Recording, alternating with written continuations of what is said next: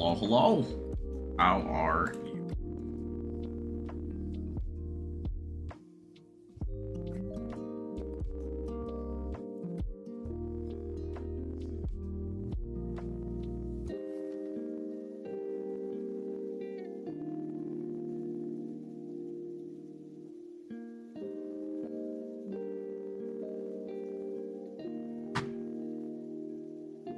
YouTube alert didn't go through, but Discord did? I don't know what could have caused that. Yeah, that's really weird.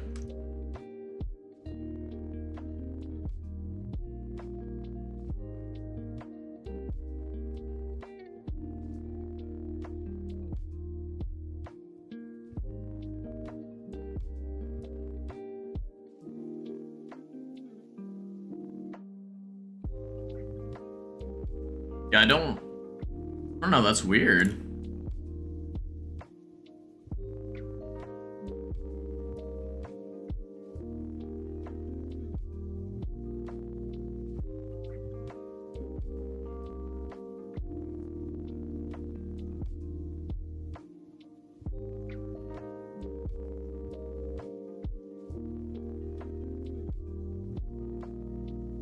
I wonder what caused that.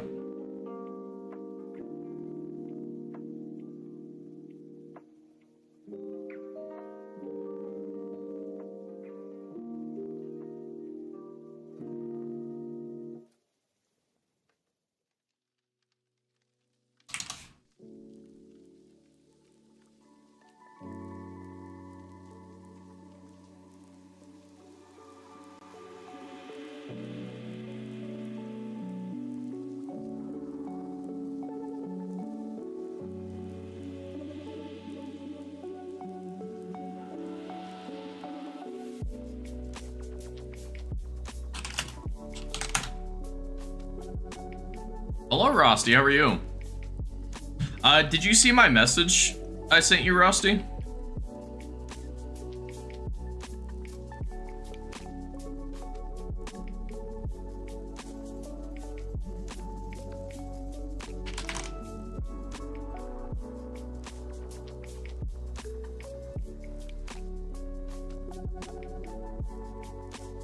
I know it's a lot to ask for, but I just want to, one, see if it's possible, and two, see how I can make it happen. If, assuming it's possible.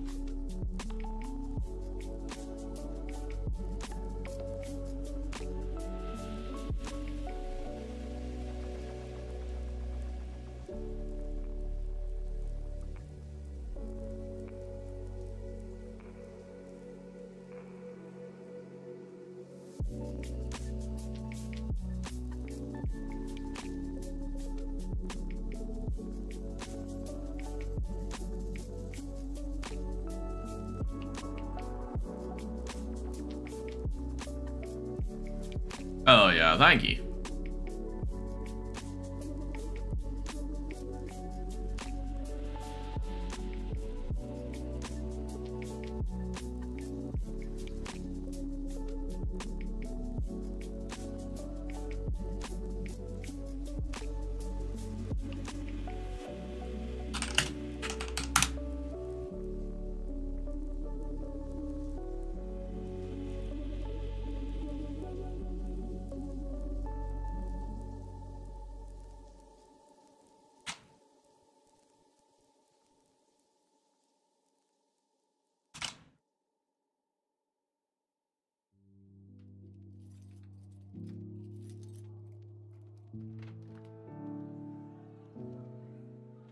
Wrestling 9, thank you. I swear you were here for it the other day. Were you not? I could have swore you were.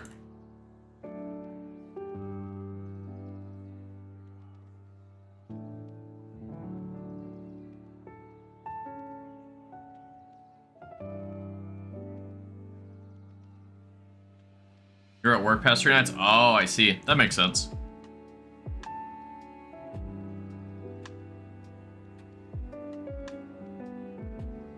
That's unfortunate.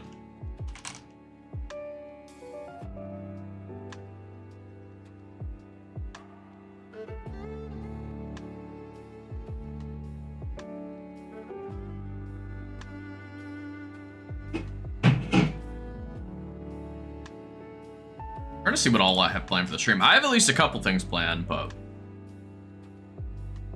been a rough few weeks. Unfortunate, man. Hope it gets better. Hopefully it does.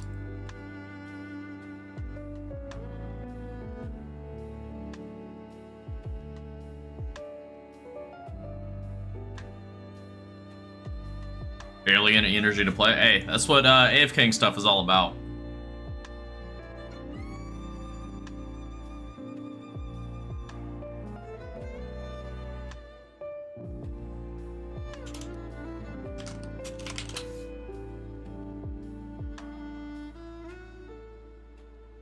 From Wednesday, it's gonna calm down? Hell yeah.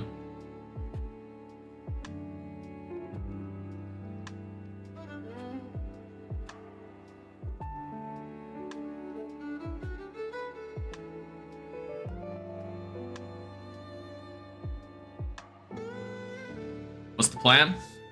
We're gonna start with the Guardians of the Rift just to get our runecrafting level up at least 1. Because then we can +5 boost to do the Lumbridge elites. So that's the 2 main things I have planned: is the Lumbridge elites and getting 71 runecraft. From there, I'm going to decide between just dumping money into magic training so that we can get to 82, or we can just come back to Guardians of the Rift after, just kind of depending on what I want to do. But Lumbridge elites are by far the main thing that I'm planning on working on, because we have all the stuff except for the runecraft level.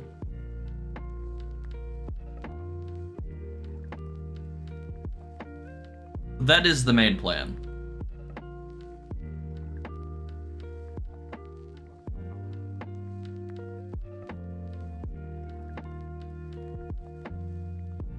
Working on the same one? Hell yeah.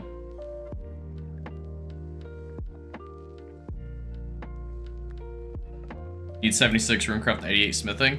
So I'm at 87 smithing because I'm going to +4 boost with the Kovacs Grog. To do most of them. And then, here, 1 second. Get ready for this. Great. Welcome everyone. Today, I was just talking about it before stream started, but we are going to be working on the Lumbridge Elite Diaries. The only level we have left to get is a singular runecraft level, and then we're going to +5 boost, so God knows how long that's going to take. Hopefully it's short. But we can boost for everything except for runecraft right now. So we have 72,000 runecraft XP to get through, which should take us somewhere between 1.5 hours to 2 hours, just depending on, I guess, Guardians of the Rift as a whole. But yeah, so we're gonna do that, Guardians of the Rift for the level. Then we're gonna hop on over to do the Lumbridge elites, get some orange stew and such. Then after that, we're either going to get set up to do Monkey Madness 2 tunnels and bursting some magic levels to get to 82, so that we can start getting elemental runes and stuff ready in here. Or we're gonna come back and start working toward, or keep working towards the catalytic essence or energy. We're at 323, so that means we still need about 180 more, and then we'll start working on the elemental energy. So in theory, it doesn't really matter whichever way we go. But that is the plan. How far are we to needing to go in there? 83%? Okay, basically can go in now. But that is the plan for today. I guess I might as well go in. Get a little bit of XP at least. It won't be a lot. But yeah, let's see. So you have the 72, so you can boost. Smithing, you need, I guess 83 would be the bare minimum for you. I mean, that would only take you like a couple hours if you're doing gold at Blast Furnace. So it wouldn't be too bad. Definitely doable. We're definitely not gonna get enough, we're definitely not gonna get enough points to get anything for this run, but a little bit of XP is better than no XP.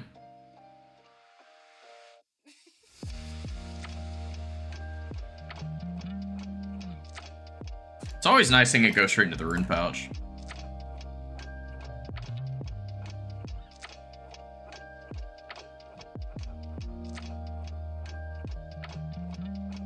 Like 30k gold ores away, just a few hours. Yeah, no, you could get that for sure very quickly. Gold ores is not bad. People act like it's the end of the world. It's not.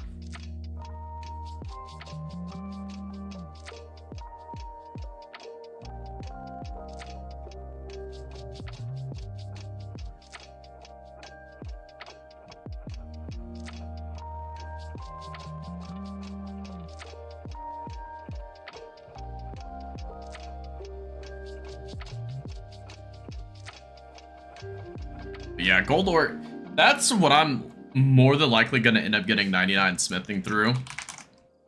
The only reason I wouldn't would be if I'm earning gold through mithril bars, rune bars, etc. But now that I can do Vorkath consistently, it's really not worth doing that anymore. Oh, one thing I didn't say about the update. I did hit 87 attack. Fairly close to 88.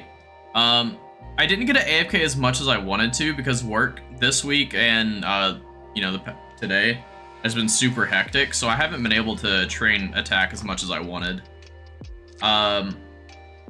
We're probably going to be pushing high 90s by the time I stream next. I don't know if I told you, Rosty, but I do have real life stuff I have to deal with Friday, Saturday, so I won't be able to stream the rest of this week. So the next stream will actually be next Monday. So there's a high chance that I get into the 90s. It's actually almost guaranteed. Null level 0. Did anyone else just see that? What the heck? What's going on here? A null level 0. That's weird. Can I trade with it? And then it went to a random group Iron Man. That's really weird. Is what it is. On this side though, I've been trying any chance I can to work on my Iron Man in terms of, well, it won't let me anymore, but I've been star mining and free to play, just working on mining. It's at 95 mining right now, and it feels like I'm not even like touching the skill in terms of XP. It feels awful. I don't know if you just get less XP in free to play or what, but it's rough.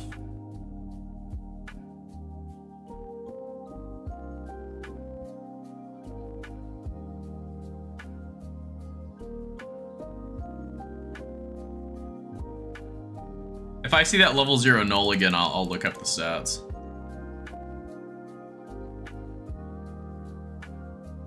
You think it gets less XP? Really? I was kind of saying that as a meme, but that'd be shitty if that's the case.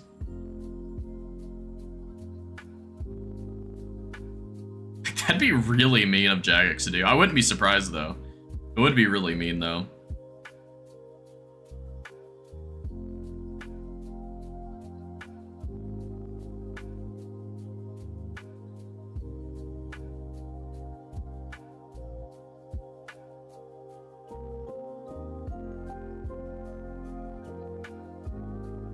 It's so weird that you like go around this pillar here when you're rune crafting. It doesn't go the same way both ways.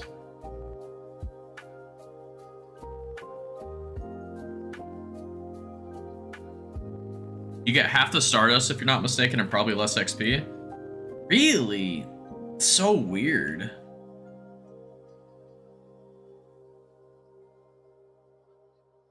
I mean, it's free. It's free to play, I guess. But maybe I need to look it up.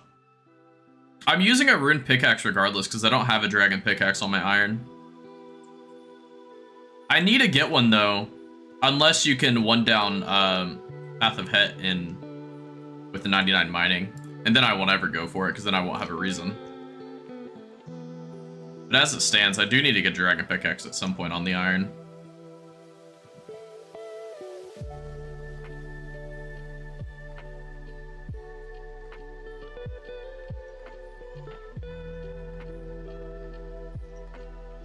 I don't know when I'll go back to playing it consistently, but it's not going to be anytime soon for sure.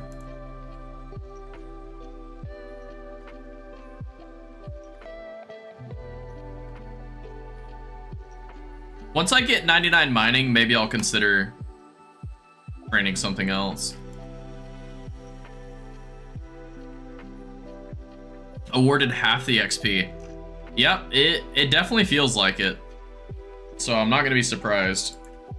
It definitely feels like half the XP.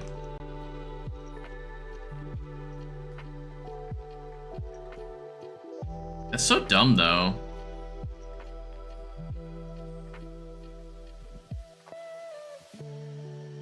I can't think of any other reason for doing that besides just because we want you to get less XP.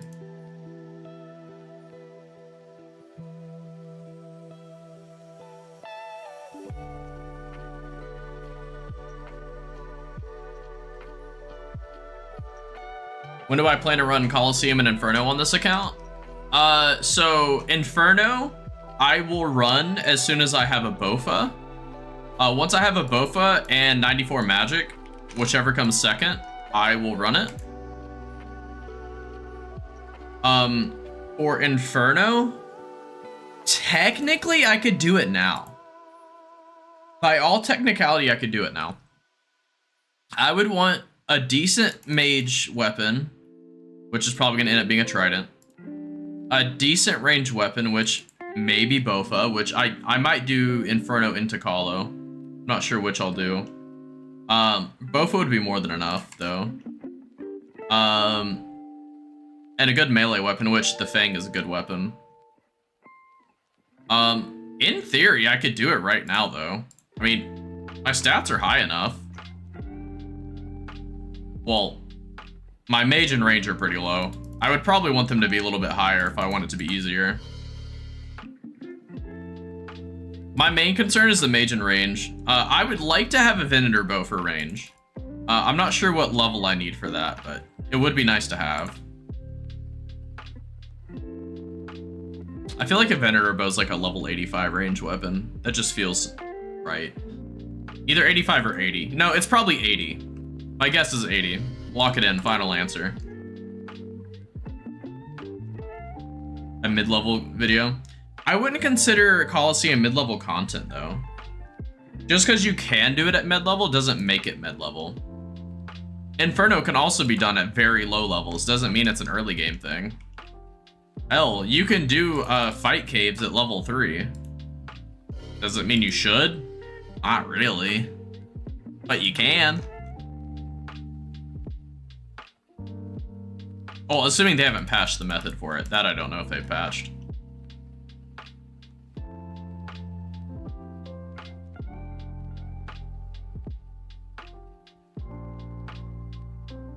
But I've never done what most people do for like no prayer infernos. I did the combat achievement by just straight up one tick flicking for the entire fight caves. I've never done a true zero prayer fight cave where you have to like hide behind things like that a lot of the PvP builds do. Fair enough, but people still want to do it. It'd be content anyway. Yeah, by all means I could try. I would say Bofa is very squarely in the mid game, maybe teetering on late game. I wouldn't say Bofa is quite late game. I would say it's still mid game.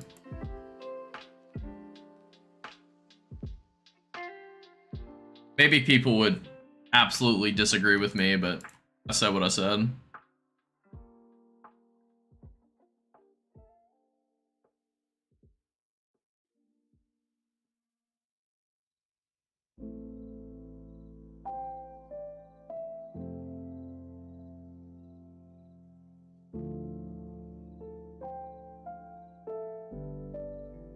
Did I reach it in time? I did not, sad. Really hoping I would. Death Rinse is closer anyway.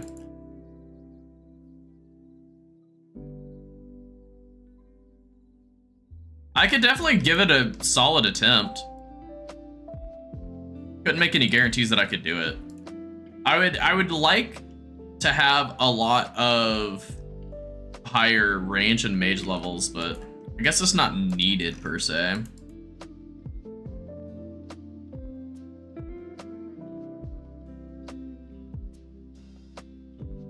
The main things that I care about in Colosseum for making it easier is being able to one-shot the Fremenix. I would have to have certain weapons to do that. I don't think I can one-shot the melee Fremenix without a shadow. Well, at least I don't think. There might be something out there that I can DPS calc and see, because it's all dependent on the max hit. Because it's a guaranteed max hit. So if I could one-shot the melee Fremenix, I can one-shot the mage Fremenix with a Venator bow. And then the range Fremenix is typically just a melee weapon. I would prefer to one-shot it. But it doesn't have to, I guess.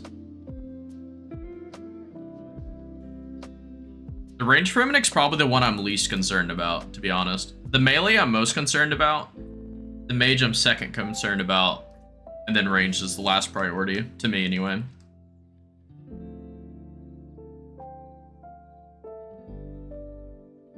I could definitely give it a shot, though.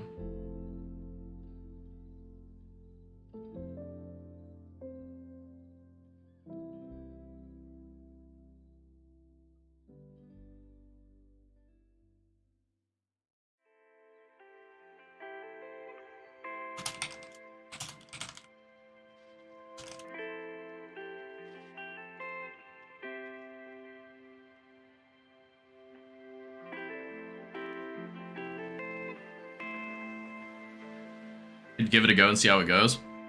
Good. The other part is expensive for deaths. If I die once, I'm out 500k. Well, not technically yet, but...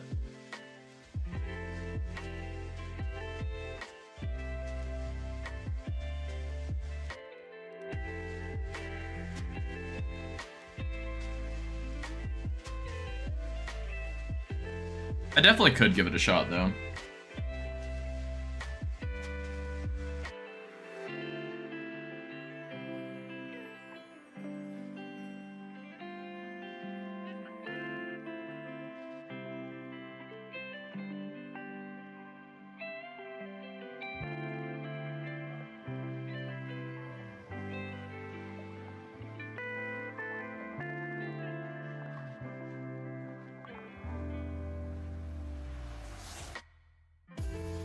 I think it's true. I think I'm actually getting more of these fragments through not boosting.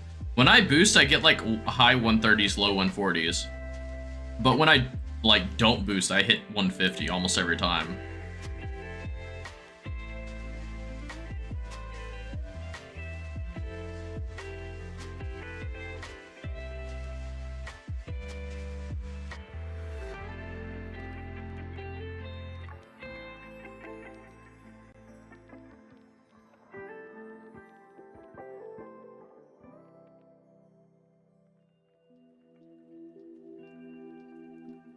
You know, Guardians of the Rift is slowly getting better for me. It's still not fun, but it's definitely better than the first time I did it.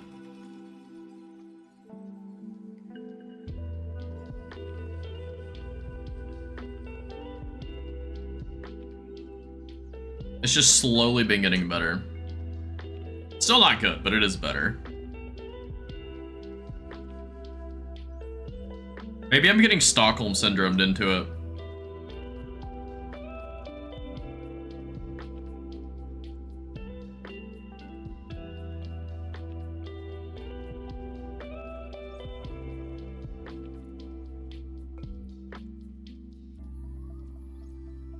I kind of felt Stockholm syndromed at Corrupted Gauntlet on my Iron Man whenever I originally finished it. Because I was like, I don't know what to do anymore. My life was just Corrupted Gauntlet. What the hell do I do now? Obviously moved on past that because Corrupted Gauntlet sucks, but I was attached to it for a while.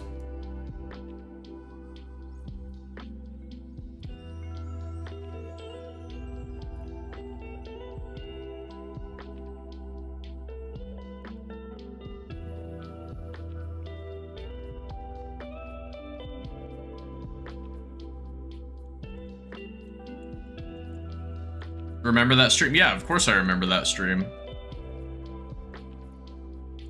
I just, for the life of me, could not find the rooms needed. And when I did finally find the rooms needed, I couldn't find any food. It was very annoying. It's one of the only streams I've ever not completed. Like, the full 4 hours. The only other times I've not completed a stream was, like, due to internet issues or something.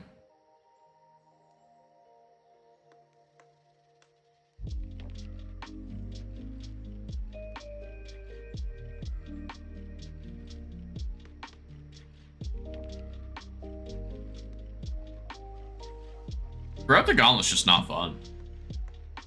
Normal Gauntlet's even less fun, though. Even though it's easier, it's just... I don't know. Grab the Gauntlet is too easy for the difficulty that people claim it is. Grab the Gauntlet, in terms of the boss fight, is literally just count to 3. Like, oh, 1 attack, 2 attack, 3 attack. Oh, now it's mage. Oh, 1 attack, 2 attack, 3 attack. Oh, now it's range. And that's the entirety of praying against it. The other side of it is counting to 5, which you optional to count to 5. And you just change your weapons every 5th attack that you do. It's convoluted when you do both at the same time. Or just look at the prayer above his head and you'll know. And you don't have to count at all. Unless you're doing 5 to 1. That's a different story. You do have to keep track if you're doing 5 to 1. For anyone unaware of what 5 to 1 means, it means you do 5 attacks and then you change to a different weapon so that it's guaranteed to not make you pray against, or to make sure it doesn't pray against something that you want to attack with. It's most commonly used when you only have 1 perfected weapon.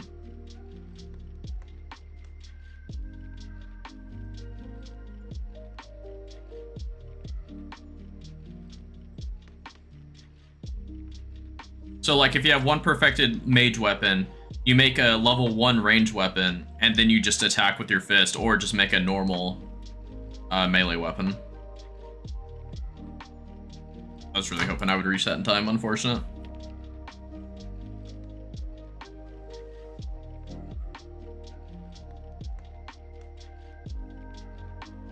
Yeah, 5 to 1's a little convoluted, but it is useful.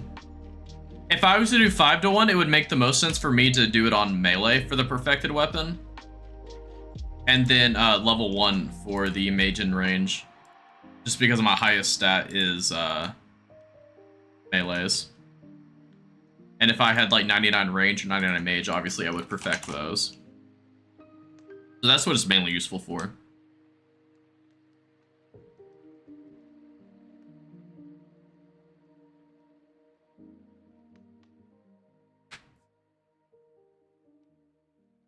Wonder if I'll make it in time to the teleporter.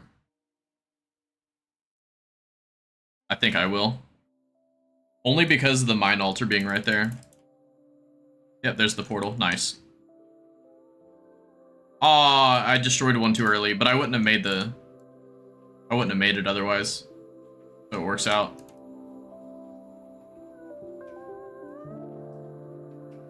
There we go.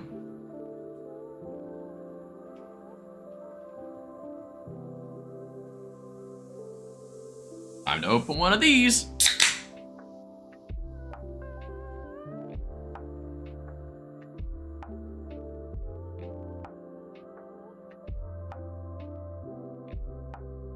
There we go. I don't understand why the Law Rune area has such a long run. You run so far.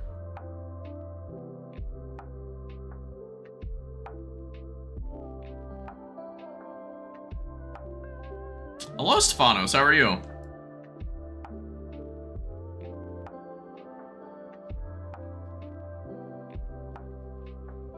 Why am I on that? That was weird.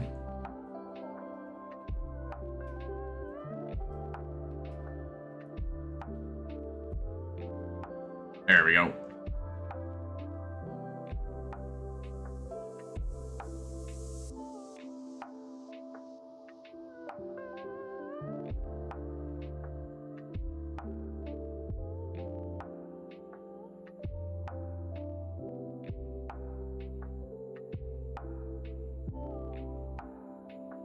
Dang, Stefano's got a whole crowd coming in.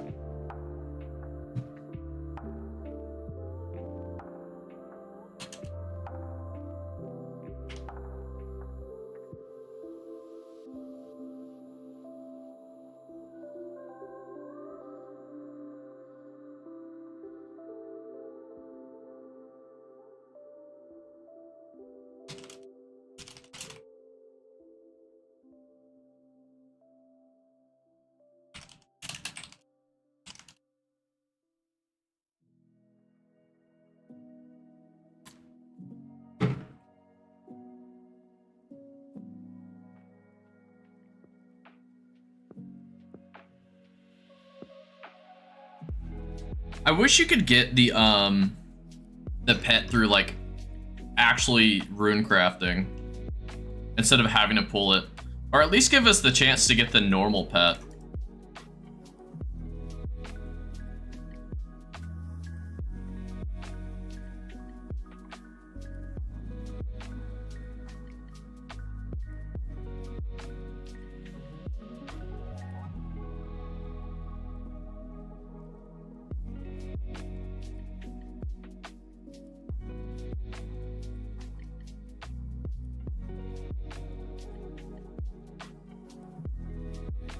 I wonder if people would ever go back to the old days where people would run essence for people, like at the Law Rune altar, for example, and people would just trade them their Law Runes that they gained.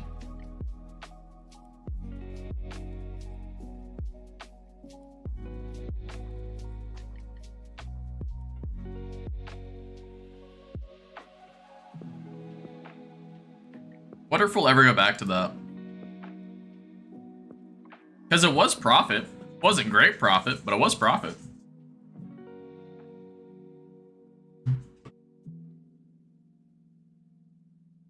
Oh wait, I got the null thing for a second.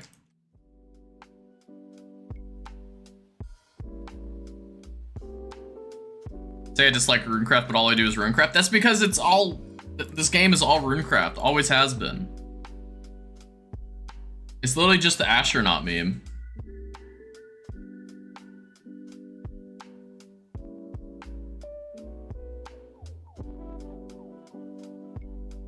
What's the fastest way to the Corsair area without using the spirit tree?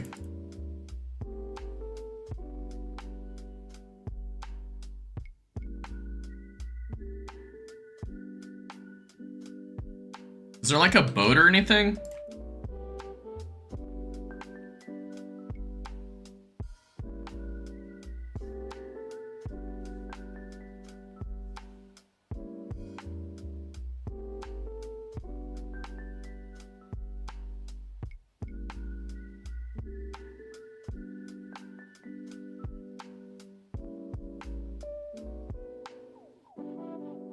I'd assume there's a boat somewhere.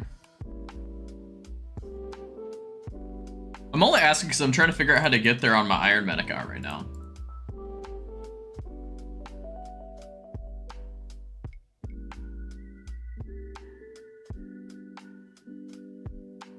Oh wait, it's to the west of Remington. That's where it was. I remembered there being a boat. I just couldn't figure out where.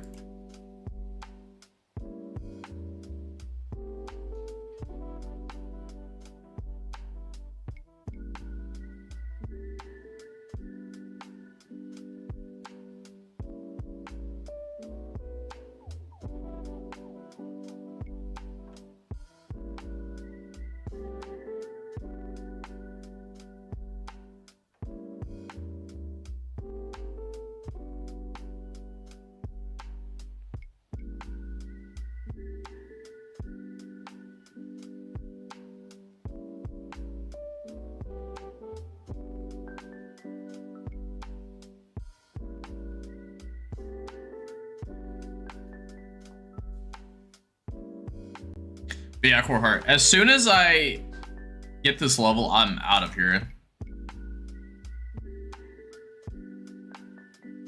And whenever I get the full outfit, I will never be back at Guardians of the Rift.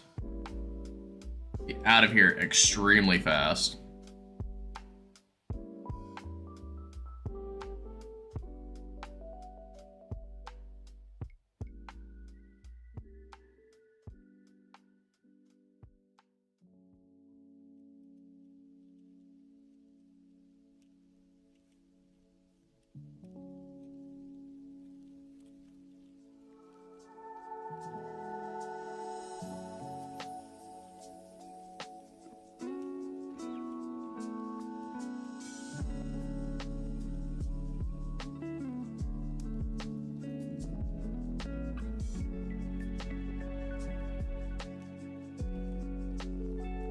Oh, of course it's as soon as I run away.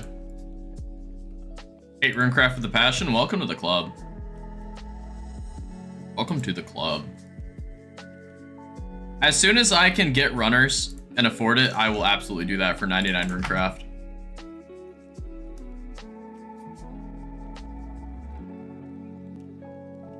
I've considered ZMI crafting, but honestly, I don't even know if I'll do that.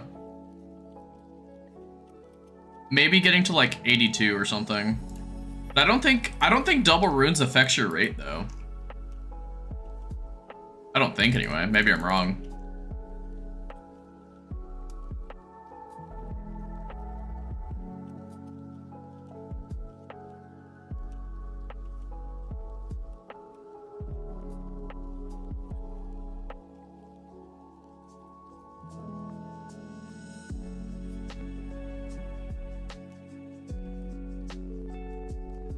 What's next? Well, we hit 71 Runecraft. Then we'll do the Lumbridge Elite. From there, we're going to decide if we're doing magic training via Monkey Madness 2 tunnels to get to 82, or we'll come back for finishing off the 500 catalytic pools. Kind of just whichever comes first, or just how we're feeling, rather.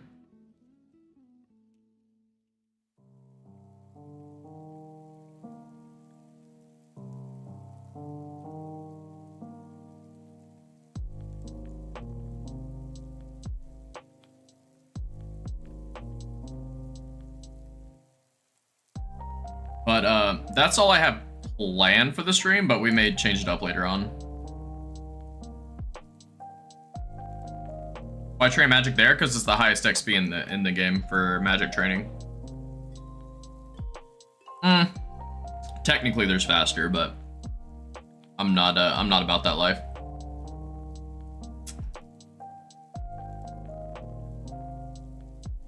But there is technically faster.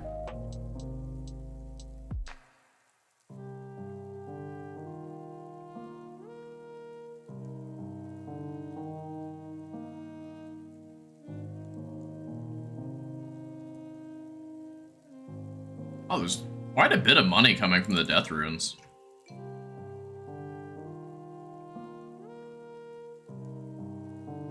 Yeah, Monkey Madness 2 tunnels is just so great for magic XP. Same with chinning them. Very good XP there too.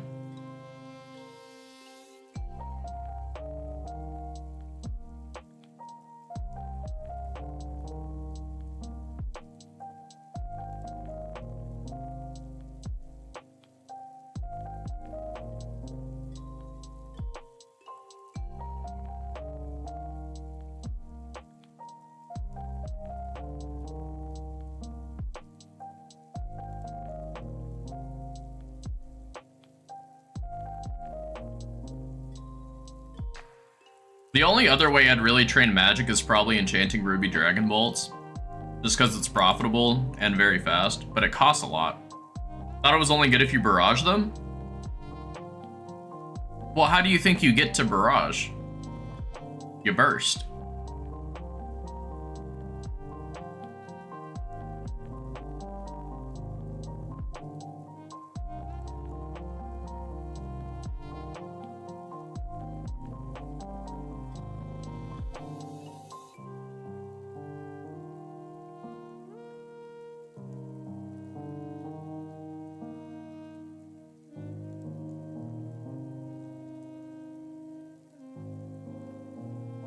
Yeah, you gotta get to the magic level to barrage them. Do that by bursting.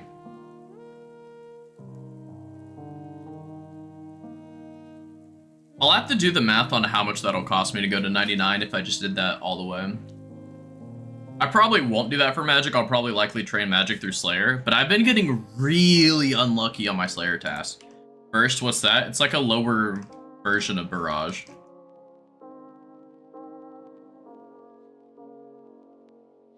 I think you get burst at 70 magic. I could be wrong though. Might even be 68.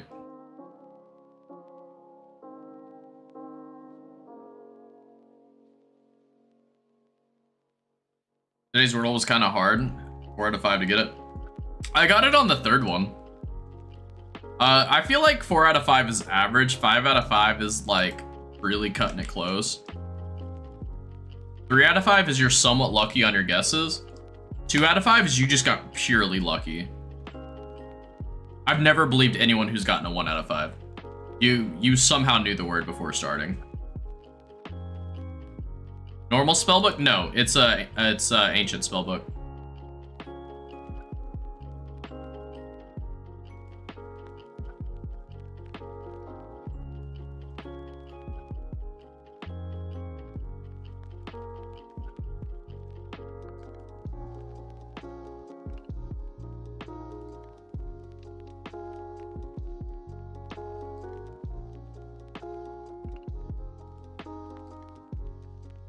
But yeah, bursting them is probably the best XP besides Enchanting Bolts. Enchanting Bolts is very fast, but you have to be tick perfect for it to be good. If you AFK, you're just not getting very much XP. It also will take forever.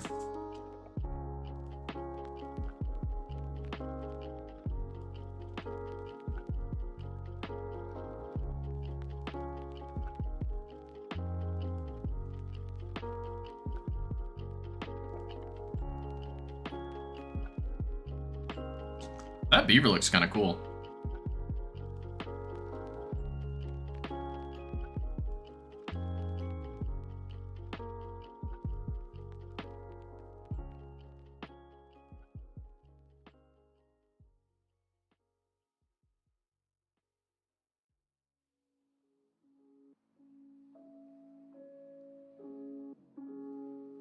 The one from August 12th and 11th. Oh, you can already do the like tomorrow's? Is it because of your... Is it because of your, location?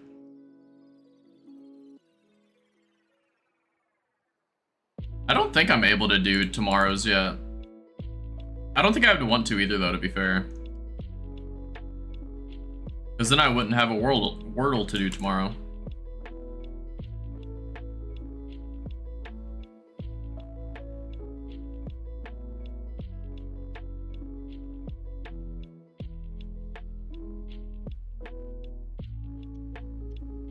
Yeah, probably. I see.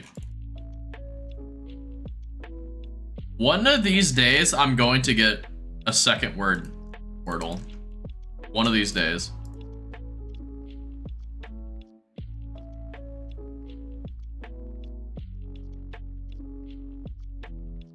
Because my first word is pretty good at guessing. I always use the word adieu.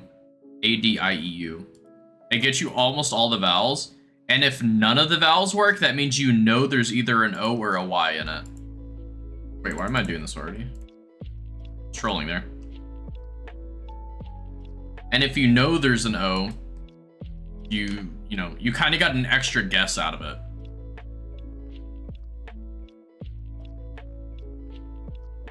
We reached the nature rune in time? I think we do. You do have an opening you use every time. Gonna be chosen. A door? Honestly, February 14th, it'll probably be chosen. Wouldn't even be surprised. Calling it now, February 14th Wordle. Write it down.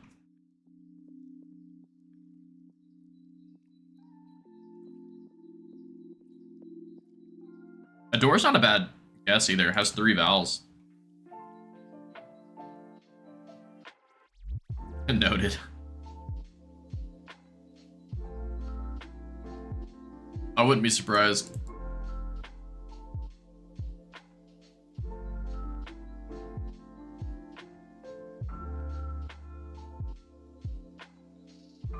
Oh, there's the portal.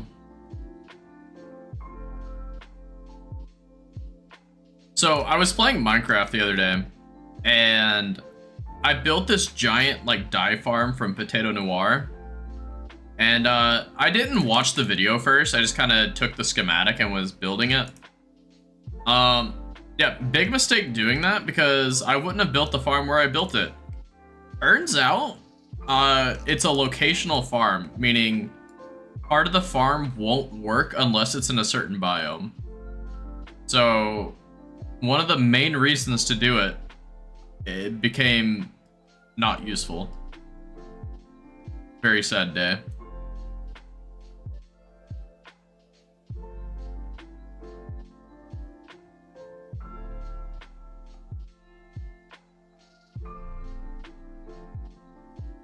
Oh, Chaos Runes, do I get them? I did. Free money.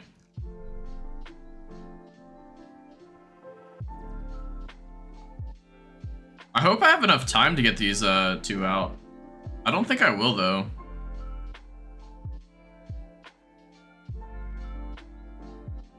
Never played Minecraft, to be honest. It's really fun. It is extremely fun, 100% worth playing. You can do just about anything in that game. Including AFK if you want. A very important part of the game if you have like farms and stuff. You're trying out Battlefield 6? I didn't know they were still making them. I kind of thought they stopped after 1. Like not like the first one, but like Battlefield 1.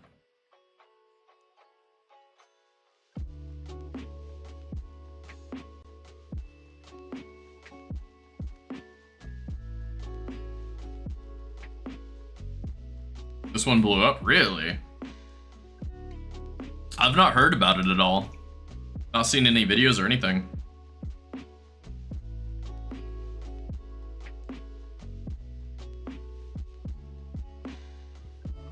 It's good? I see.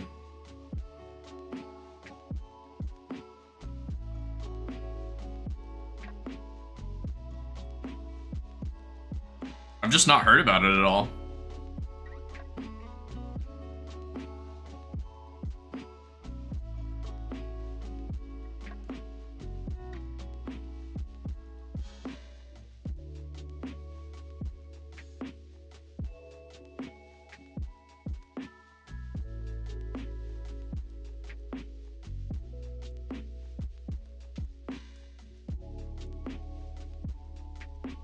Getting compared to COD and trashing it by miles. I mean, yeah, COD's not been good since, I want to say like 2010. The last good COD, okay, it depends on what we're talking about. The last good multiplayer Call of Duty was Modern Warfare 2.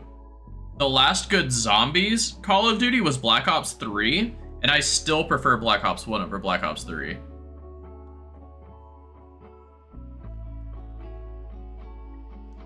Black Ops 2 was your prime? Multiplayer was alright, but Modern Warfare 2 did it better. And zombies, I think Black Ops 1 did it better than Black Ops 2. I think they went a little too heavy on the storytelling and cared less about map dynamic. Like, it felt way too open in Black Ops 2.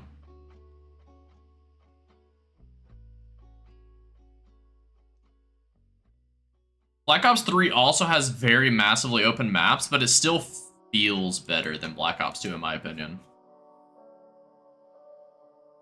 Intertoting good times. I like Ascension probably the most out of Black Ops 1, which is funny because that's considered probably the most open map for Black Ops 1.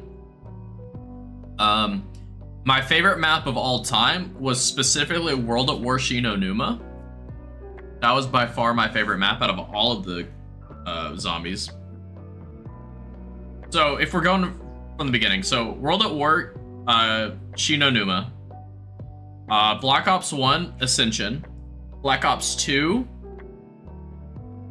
Who would I say? What would I say is my favorite Black Ops 2? I'd have to sit down and see them all. It's been so long since I've looked at the maps. Let's see. Black Ops 2 zombie maps. Let's see. Definitely not Transit. Definitely not Nuketown. I was fine with Die Rise. I hated Mob of the Dead. I didn't really like Buried. Didn't really like Origins. People would absolutely kill me for saying it, but I think Die Rise might have been my favorite out of Black Ops 2. I know it's considered one of the worst maps in the game for a lot of people, but I prefer it more than the other ones.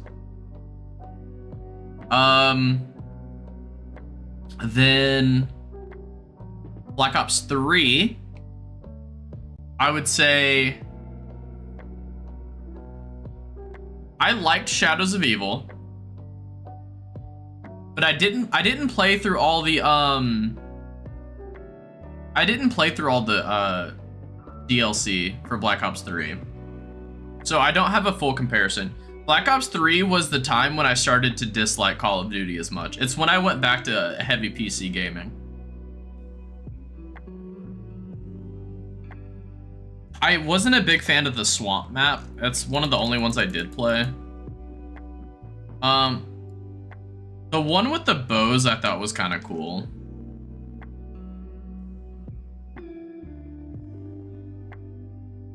But I think Shadows is probably my favorite Black Ops 3 map. The one with the prison, that's Mob of the Dead. Mob of the Dead, hated it. Did not like it. There was, to me, there was no redeeming qualities for Mob of the Dead. I liked nothing about it.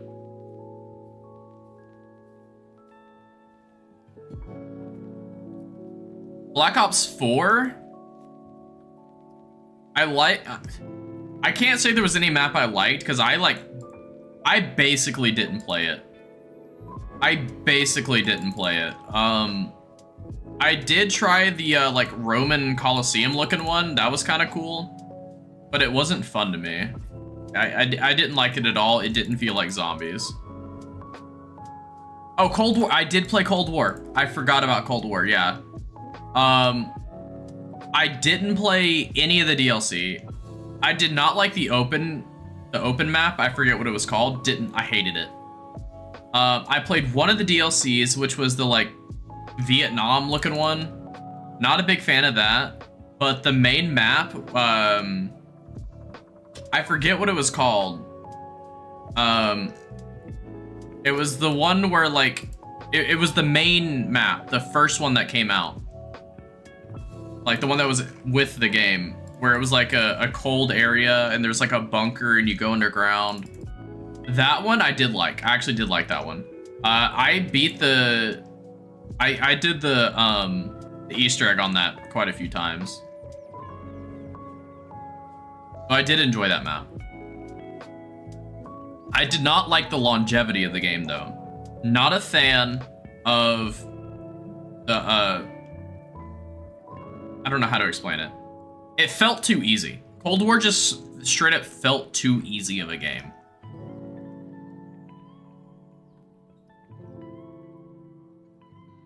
So I didn't know what to do. Like, I got bored of it because it was too easy.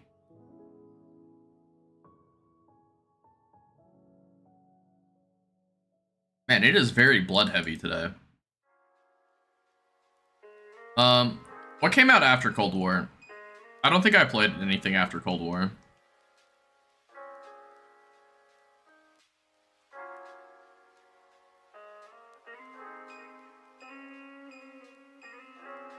Maybe I did and I don't remember.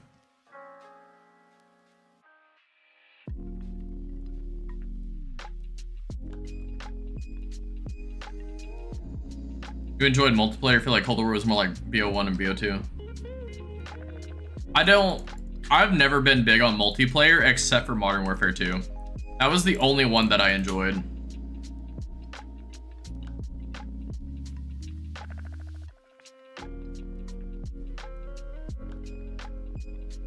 Black Ops 6, the current one. I never even bought it. I never bought it because it looked like Cold War zombies and I had no interest in it.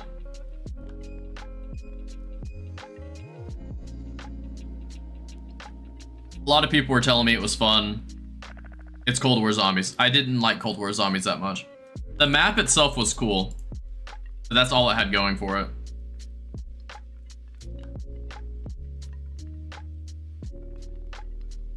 And then the Black Ops 6 zombies looked like a mix of Cold War Zombies and the open world map. And I had exactly zero interest in the game. I don't care for multiplayer, I only like the zombies, and it just looked awful.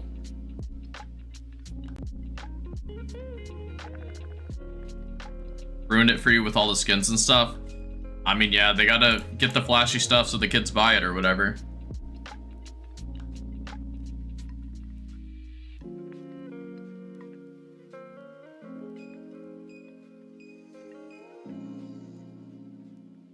Maybe one day I'll revisit it and try these again, but as it stands, I wasn't a fan.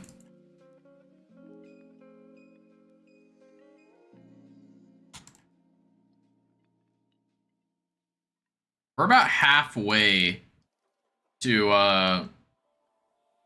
the next level. We didn't dig enough fragments, so here's hoping we get lucky. We need to get 43 for it to matter. I don't think we'll get it in time, though. We'll see.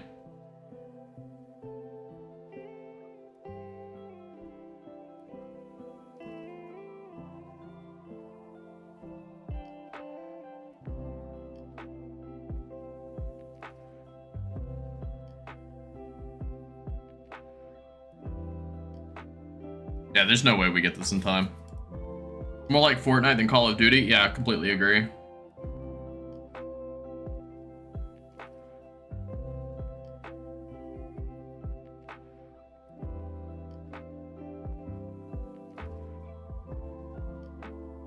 I accidentally deleted one of these, sad. Why would someone drop them there?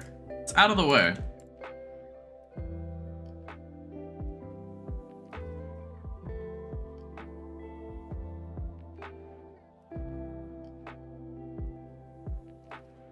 I don't know if the timing is off or I'm off.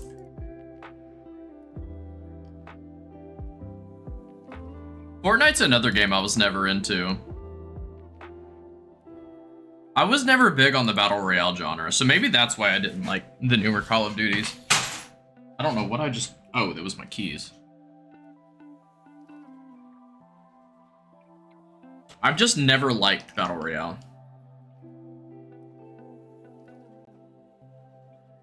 I had a bunch of friends who were super into Fortnite, but I tried joining them a few times. I don't know. It didn't sit right with me.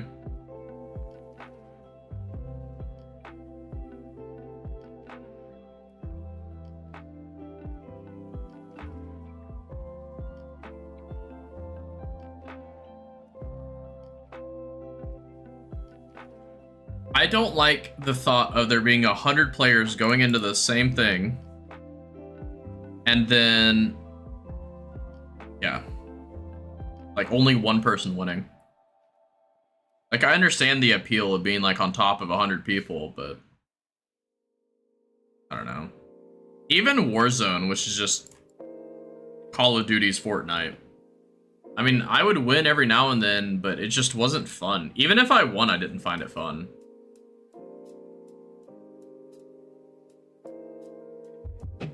The most fun I had with Warzone was, I guess, just playing with other people because they were having fun. I wasn't having fun playing the game. I was having fun because of hanging out with someone. Past that, it wasn't fun. If they logged off, I was absolutely logging out because the game itself was not fun.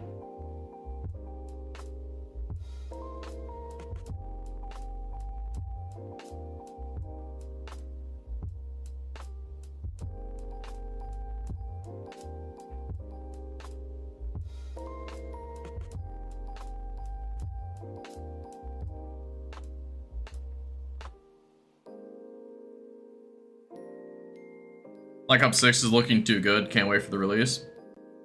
I'll probably look up some videos or something of it. I was never super big into Battlefield. The only one I ever somewhat consistently played was Battlefield 2 Bad Company. That one I played a bit, but I didn't like, I don't know. It wasn't something I went out of my way to play. I would have rather have played Black Ops 1 at the time.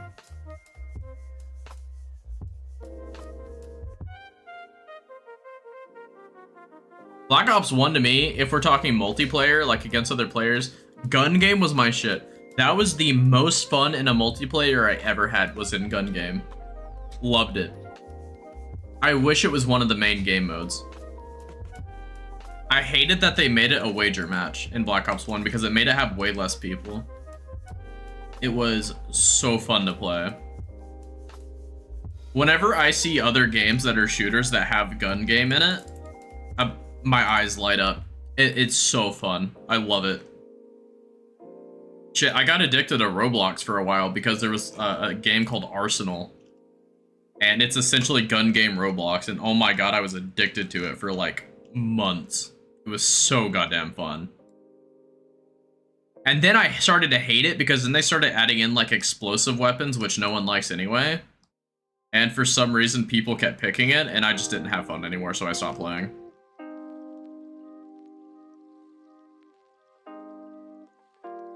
I actually streamed Arsenal for a while on Twitch. Like, I was super into it.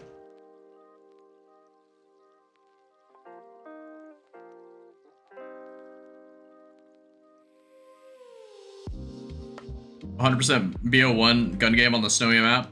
Well, there's a few of them. Oops, I didn't mean to do that. There was a few snowy maps. Are you talking about the one that has the little, like, snow lift, or are you talking about the one that has the giant, like, array? I think it was called Array, is the giant, like, satellite-looking thing. Not Summit? You're probably thinking of Array, then.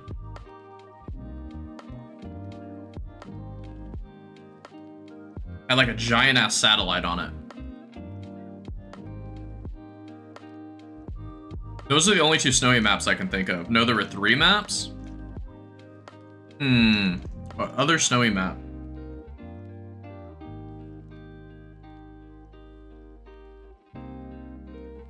Okay, let's see. Not Array, not Summit. There's only so many it could be. What other snowy maps were there in Black Ops 1?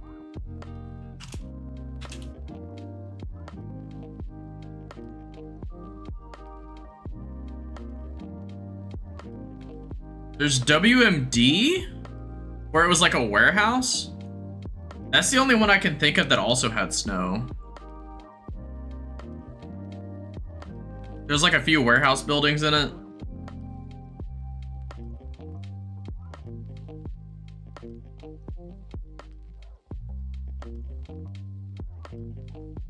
That's the only other one I can think of.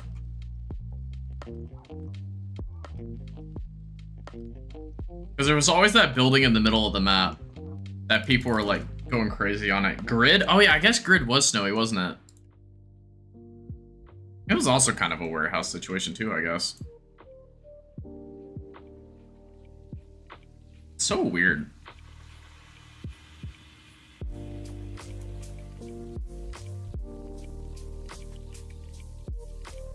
I wonder how much mining level affects the gathering of fragments. Does Varrock armor scale, like, from hard to elite? Is that a thing? Grid's the one with all the bunkers, if I remember right. There's like a bunch of bunkers. Oh, unless that was Hangar. I might be thinking of Hangar. No, definitely not Hangar. Hangar, no. No, I think Grid is the one with the bunkers.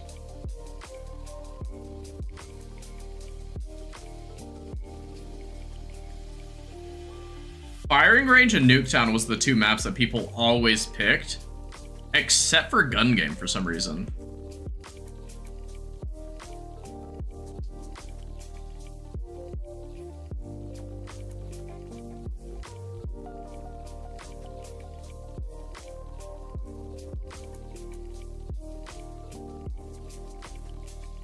Firing range was pretty commonly picked, though.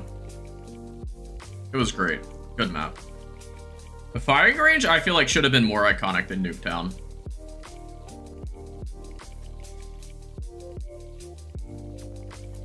I do feel like they should have cut some parts of the map off, though.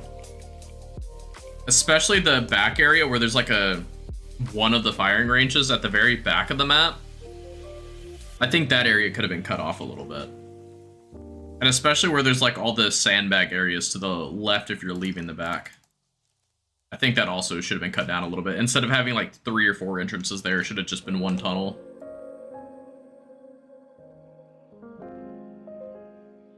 But past that, it was the perfect map.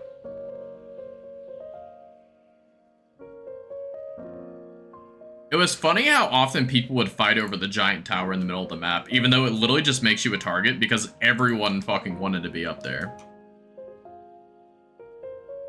So you would literally just look at the ladder from far away. And you would just get a free kill because someone decided to climb the ladder in the middle of the map. It was like looking at one of those like money matches on WWE.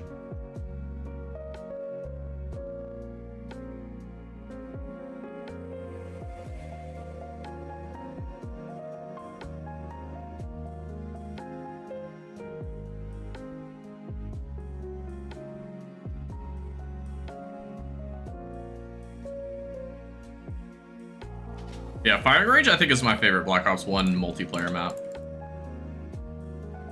Modern Warfare 2 as a whole, though, just beats out all of the other Call of Duties. The only one that comes close is Modern Warfare 1 and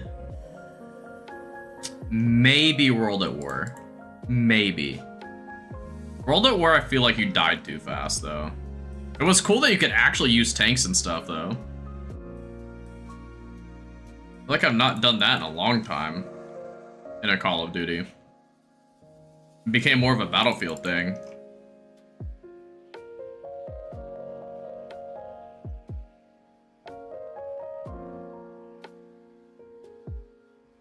World at War was brutal? Yeah, but it was fun.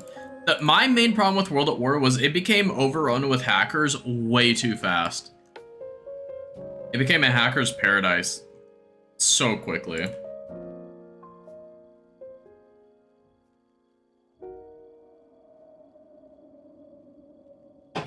My favorite campaign, though, is probably World at Wars. I think World at War has the best campaign.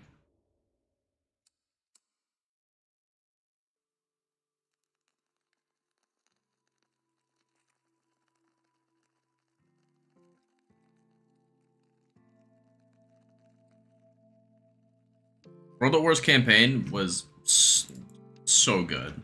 So good. Honestly, all of the Black Ops campaigns were really good.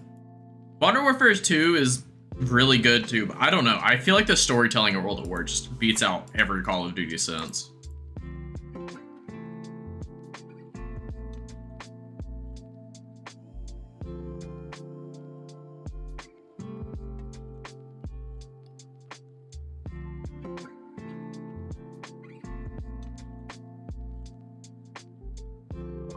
Just the starting mission in World at War alone just wins.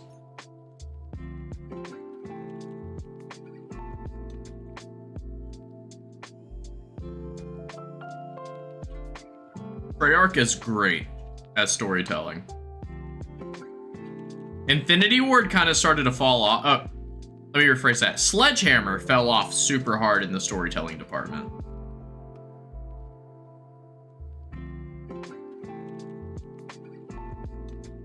I was not a fan of Ghosts in the terms of story. I also wasn't a big fan of Modern Warfare 3. Didn't really care for Modern Warfare 1. Modern Warfare 2 was good for the campaign.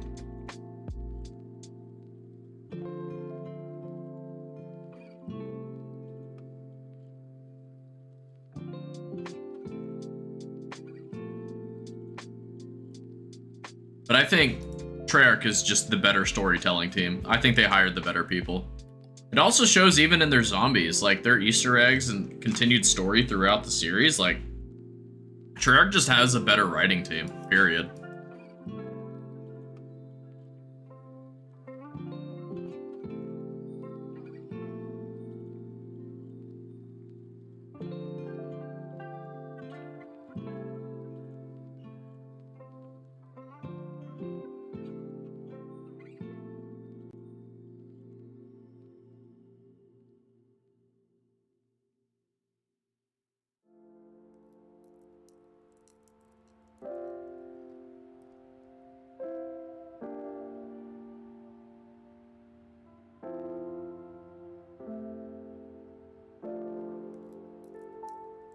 Oh, I waited way too long. What am I doing? I'm trolling. It's out in my own little world right over here.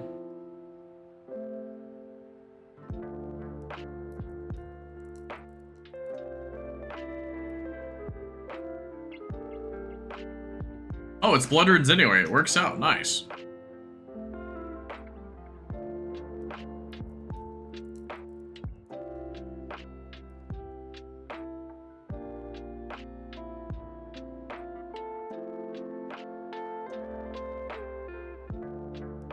I was just straight up not paying attention. Dear God.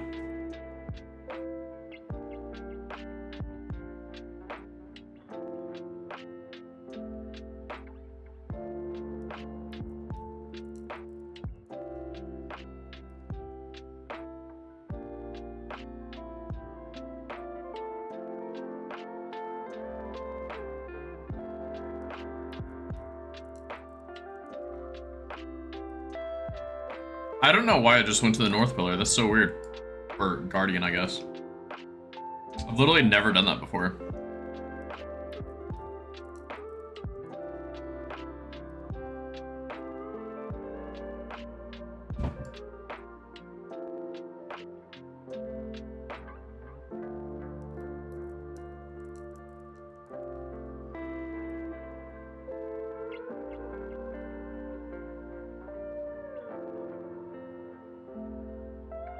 I'm trying to think of other games that have a really good story.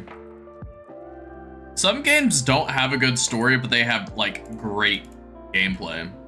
Dungeon Defenders is one of those. I never really cared for the story of Dungeon Defenders, but I did think it was a great game. I still play it to this day. Sometimes I take longer breaks than others, but it's definitely still a great game.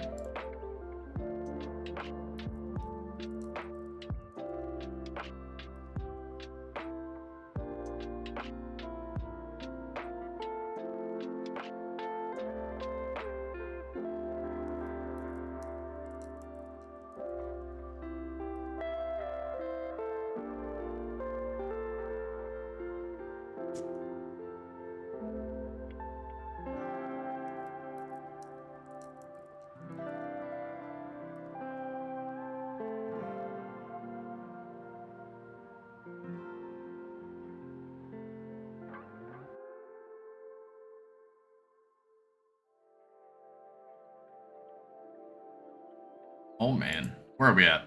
29K? So at most 10 more games. At most.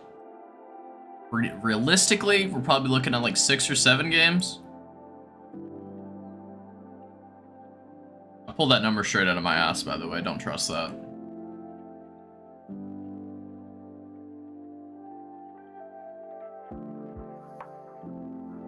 Yeah, at least 10 games is based on the final round XP.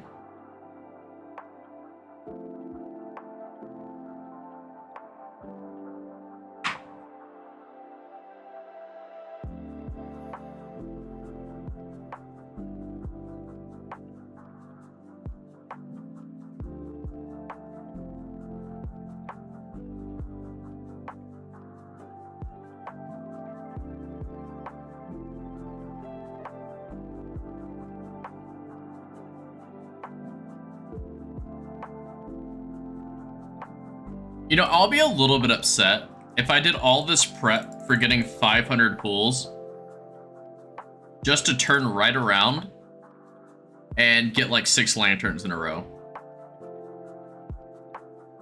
I'll be a little upset, I'm not gonna lie. It's not end of the world, but it would be annoying.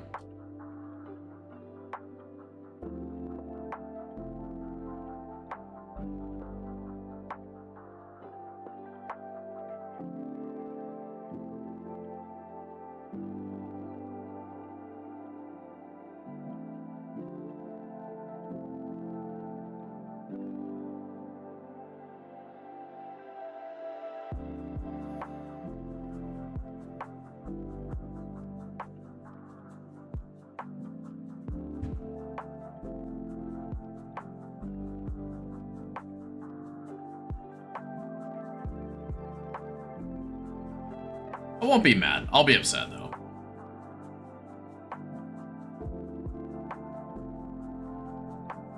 I wouldn't even know what to do with that many lanterns, to be honest. I would probably keep one just out of spite.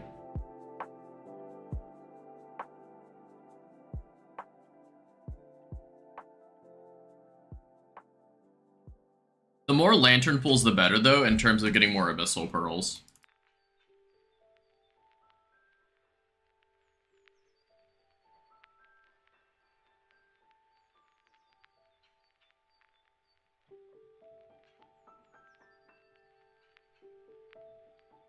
Hope I get there in time. I should. Yeah, plenty of time.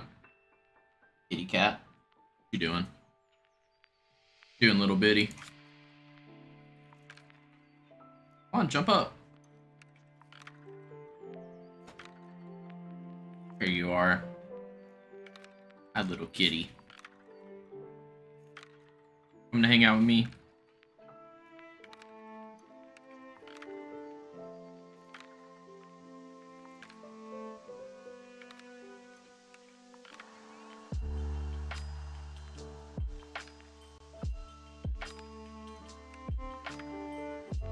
Seem to come and hang out in here a lot more whenever I'm streaming versus just alone.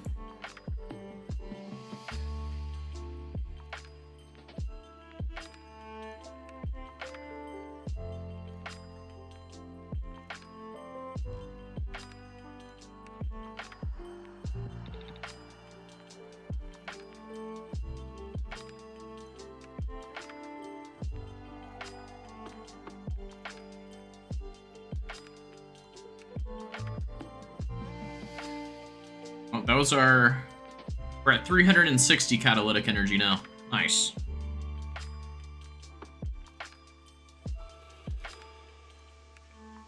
Again, our end goal is 500, I believe it was.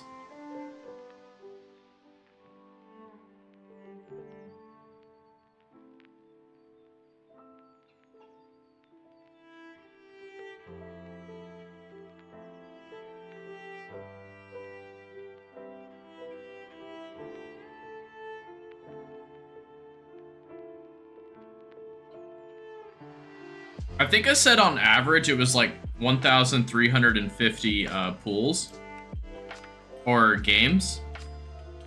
Or wait, do I have it backwards? Might have it backwards. Let me see. Guardians of the Rift, OSRS.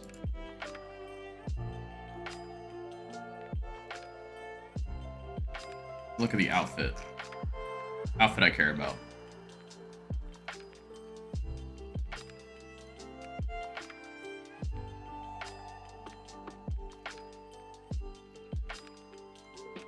Will you stop? Oh, it's 1350 pearls. That's where I was getting 1350 in my head up. 630 is the average number of searches to complete the set. Okay. And I think I've done like 130.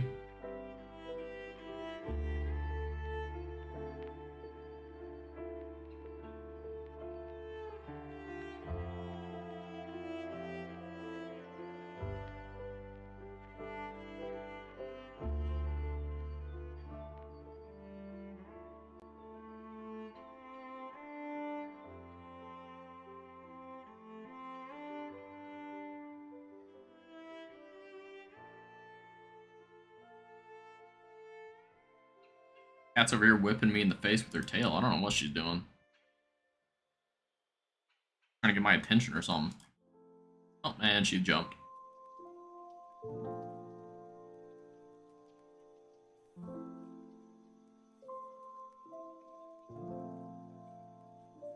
I wonder if you get more XP with the cells. I know it's, you know, good etiquette to do the cells, but I'm not doing overcharged cells. So I feel like it would just be hurting everyone more than anything.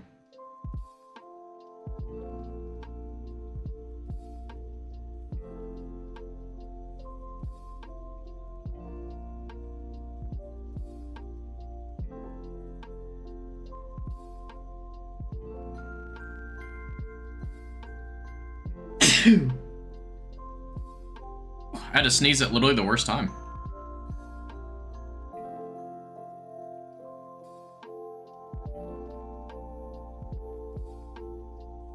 Maybe we'll get the last 12 that we need right here.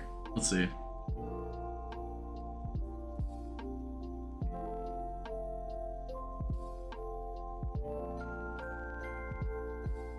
Oh, this was taking a while.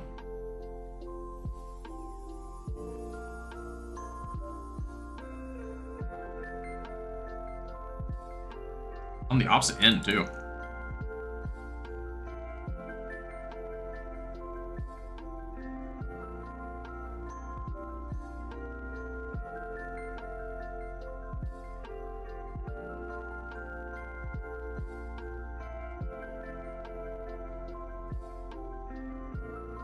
$23K. Closer and closer.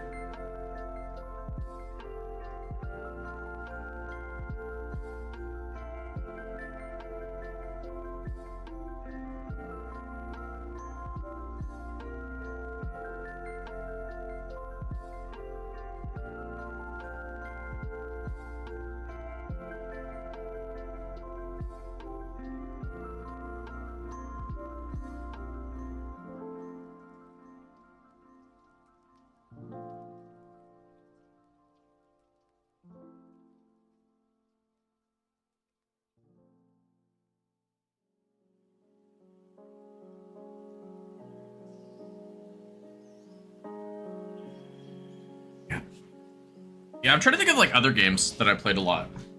Call of Duty was kind of like the main thing I played growing up. Besides Minecraft, of course. But I was funny enough, I was a little bit older whenever I first got into Minecraft. Okay, let me rephrase that. When did Minecraft come out? Was it 2011 or 2014? My first time playing Minecraft, I remember, was version 1.2.5, I believe. I think that's what it was. Could be wrong. Or maybe it was 1.2.3. I can very much remember the house that I made. And I remember trying to figure out the water mechanics. And I tried to make this moat, and I just thought there would be infinite water. And so there was just this giant pit of me like circling it down. And it was really funny because I remember falling into it so many times, just being dumb. It was fun though. And then, no, it had to have been before 2014. Because I think 2014 was when I started CSGO. Or was that 2016? I'm mixing up so many times in my life, man. CSGO was a game that I was heavily into. I was extremely heavy into CSGO. At one point, I was very, very good at CSGO. And I don't say I'm good at games often, but I was definitely good at CSGO. And then I stopped playing because one of my friends got banned. And I was like, oh, I'll help you find a new game. And then I got addicted to League of Legends. Not worth it. Not a good trade-off. Especially when I was considering going like semi-pro or pro. You could argue I was already semi-pro, just not signed to a team. But it honestly wasn't the case. I had the skill level of a semi-pro person. Probably not full professional, but I definitely had the skill level of a semi-pro.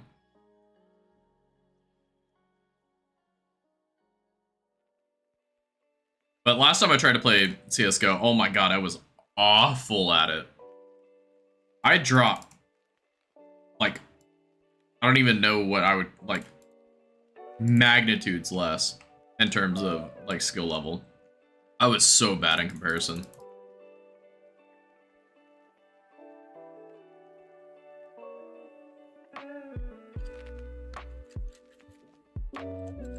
I think in the first, like, year of CSGO, I put in, like, I want to say, like, 2,000 hours. Like, it was a lot.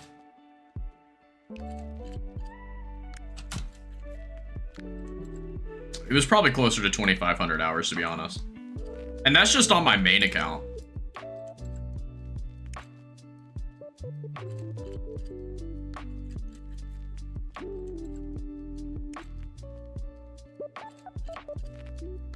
Do I make that in time? I think I do.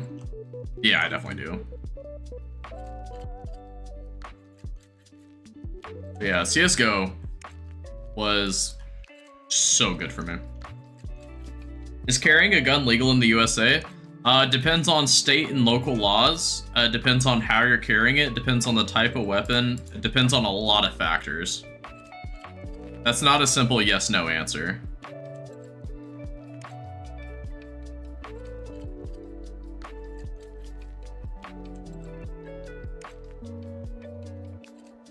Yeah, it depends on a lot of things.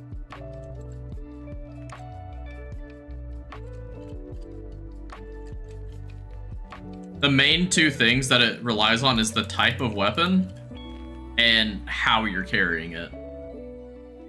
Those are the two main things that matter.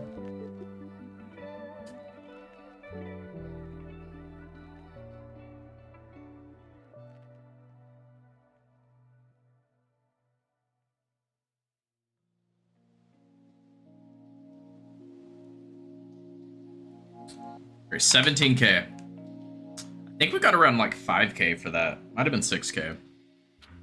So if that's the case, it looks like we got 3 more games.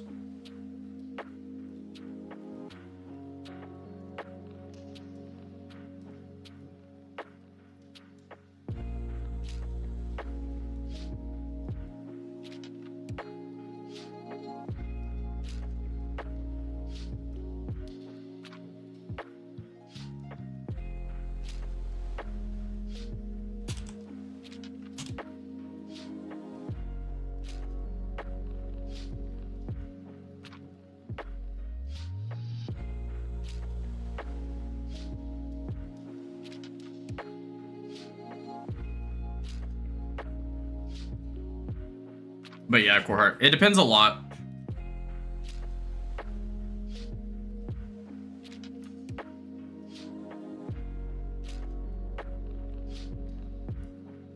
I mean, in states that's legal to own for the same weapon. What do you mean how it's carried, loaded or unloaded inbox? I mean, yeah, all those things for one. But there's concealed carry, there's open carry. If it's in a box, like you said, pretty much all the time you should never have it loaded. That's just general safety. Don't have your weapon loaded, especially if you mean in the chamber loaded.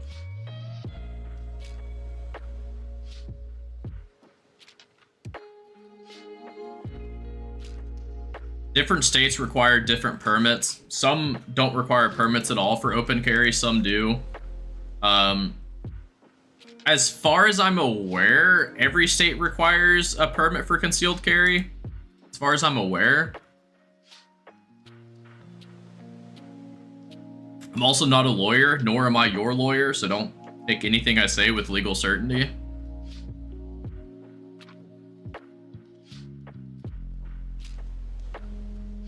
It's just general knowledge.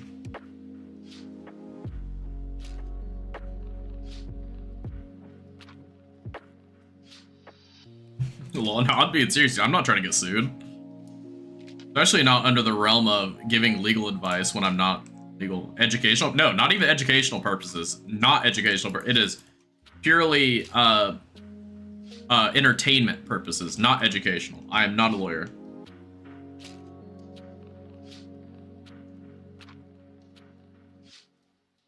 Do not trust what I say. Me, big dummy. I did not go to law school. I did not study gun law. I didn't study any law. I'm not a lawyer. Don't trust me. And don't sue me either. I don't have the money to get sued.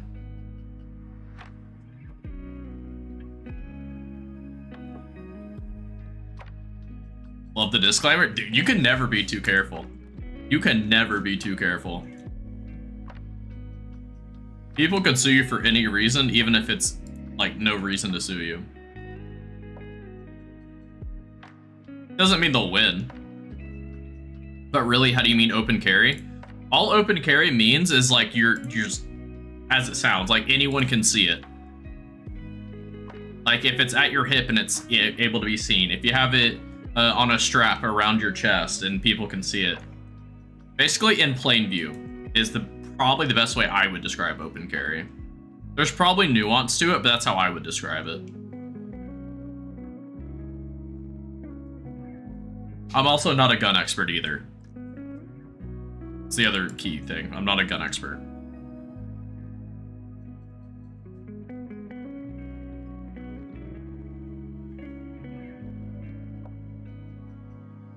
So in some states, you can, if you had an AR-15, for example, you can open carry it with no restriction.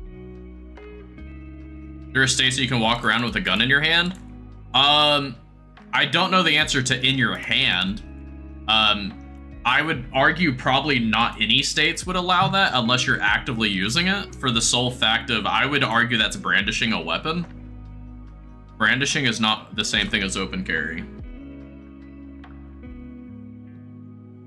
The only time I could think of why you'd be able to walk around with a gun in your hand is if you're hunting.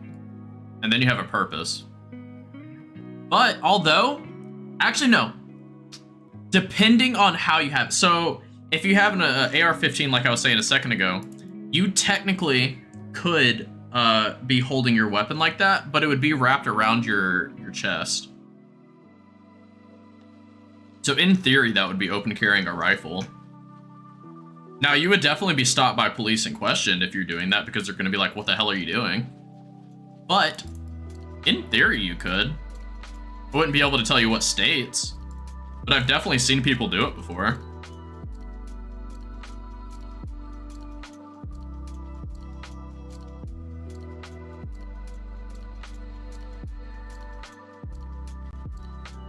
By seen, I mean online, not in person. Well, no. I've also seen it in person, but I have a different side of life than most Americans.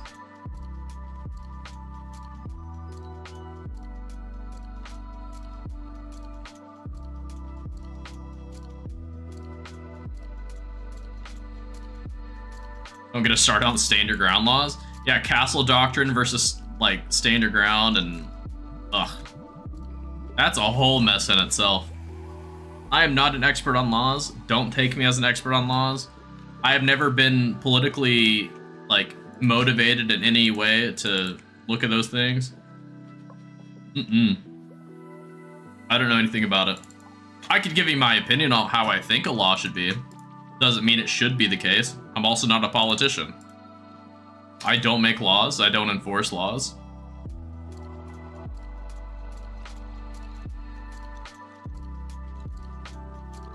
Legally take someone out, but don't dare jaywalk. I think the issue with that one is policing, but I think by all means there should be legal ways for you to be able to kill someone within reason.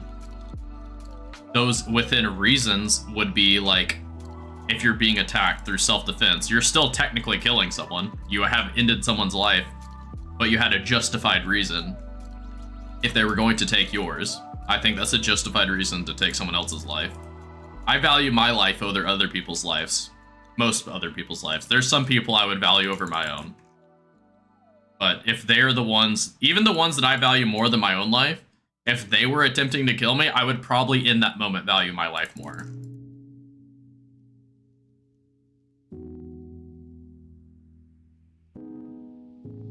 Because at that point, they just proved that they didn't value my life. But that's a whole philosophical conundrum to get into.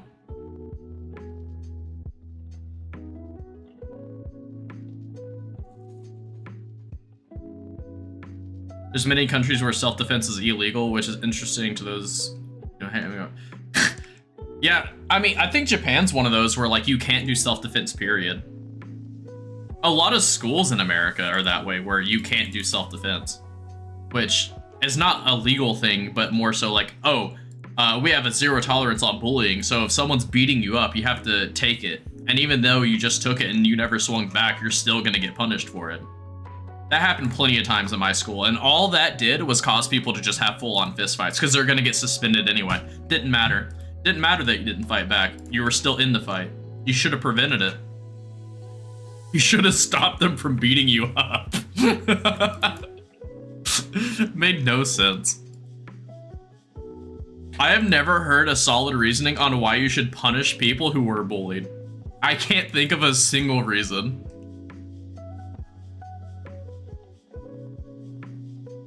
I cannot think of any reason you should ever do that. Like, it just doesn't make sense to me. I don't get it.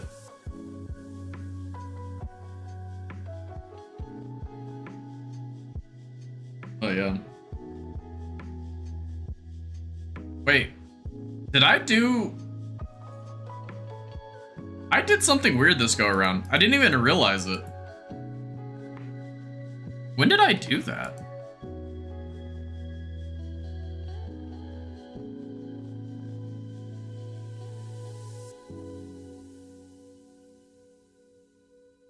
I don't know when I got too many fragments, but I guess I did. Messed up somewhere.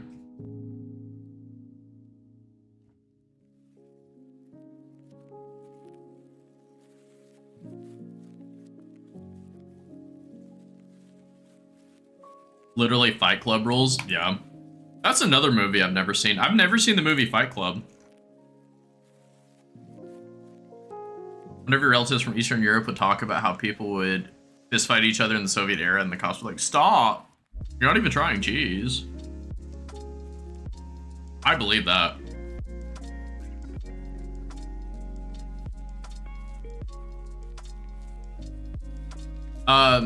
I was into wrestling in middle school, like as a sport. Like I said, the sport, not WWE. And that was how we solved a lot of arguments. Was we would just wrestle the person we had arguments with. We would just get someone to ref it, and we would just wrestle. You're so much less likely to be hurt wrestling by like standard rules than you are in a straight up fist fight. And it worked. It solved a lot of people's disagreements. No one ever got truly hurt.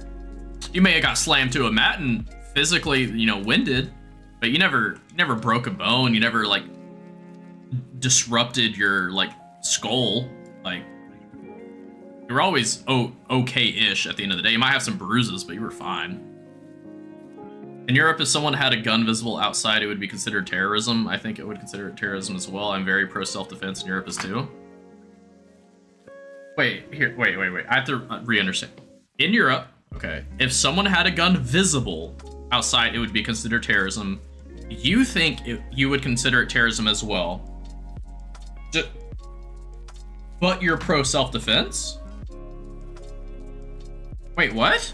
I don't follow the logic. Just having a gun visible, you would consider terrorism? I would never agree to that. Oh no, absolutely not. Especially saying that you're pro self-defense. You don't need a gun for self-defense? No, you don't need a gun for self-defense, but I'd rather have a gun for self-defense whenever someone else has one. Get rid of all guns and all you have to deal with is, you know, the people who aren't supposed to have guns. Or you end up with the UK where they'll just pull a knife on you, which they also shouldn't have.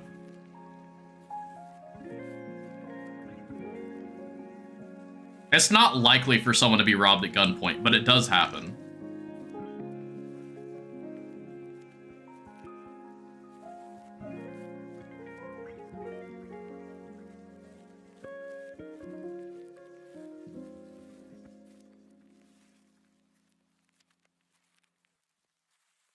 But no, you don't need a gun for self-defense. I would never say you need one. That would just be disingenuous.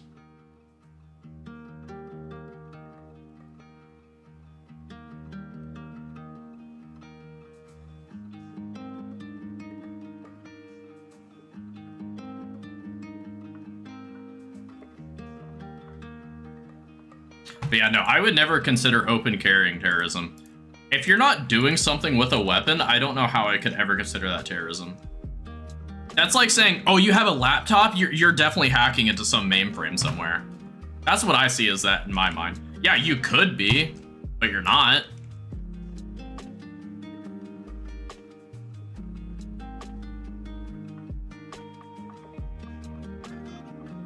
America has a long way to go before we hold a candle to Europe public safety. School safety statistics proof alone. I haven't looked into Europe's safety standards or their statistics very much at all, to be honest. I wouldn't be able to speak on it. I could say night and day that, you know, Europe's public safety is better than America's, but I've never looked at the numbers. All I can say is with what I can see in my day-to-day on what I would prefer to have. And any day of the week, I would prefer to be able to carry a weapon by myself than I would ever trust my safety in the hands of other people. I would always put my own safety in my own hands any day over putting it in someone else's hands. Any day of the week. Especially when I can't trust those that I have to trust with my safety. If the police were the only ones who were allowed to carry weapons, and we can't trust the police to begin with, there's no day I ever give away my guns. Not that I have any, but in that instance, I would never give away my weapons when I can't even trust the people who were supposed to protect me.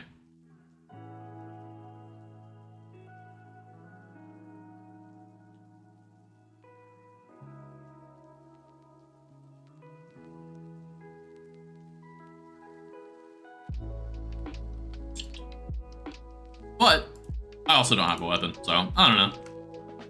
I'm talking about feelings that I have for something that I don't uphold.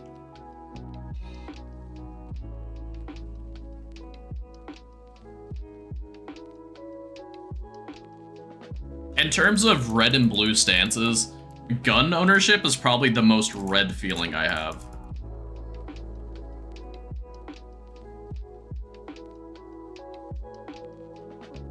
That and maybe property management. I think I should be able to do what the hell I want on my own land. As long as it doesn't endanger other people, I don't see why anyone should ever have the right to tell me what I can do on my own land. That's another really red line of thought that I have.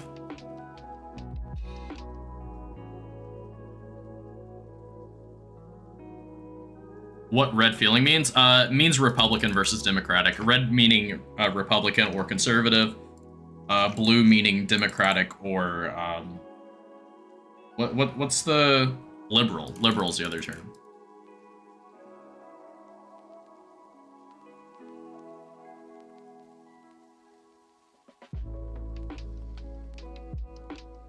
We live in a country where we would rather trust some random dude at a 7-Eleven with a gun than our own police. Yeah, unfortunately, yeah. Usually gun rights and ownership is thrown in with Republicans. Yeah, I don't see why it is. I feel like it's political because both sides feel strongly that it shouldn't be political, which makes it political. I feel the right to your own things, including yourself, should be a right that you have, but both sides disagree on whether you should have that right or not. Which I don't know why you would argue about your own rights. That to me makes no sense.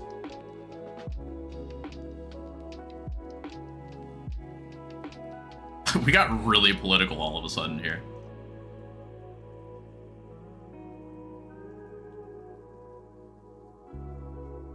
But, yeah.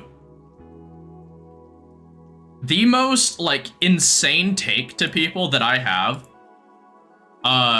that people would consider staunchly red, is if someone was to break into my house, you have forfeited your life in my eyes.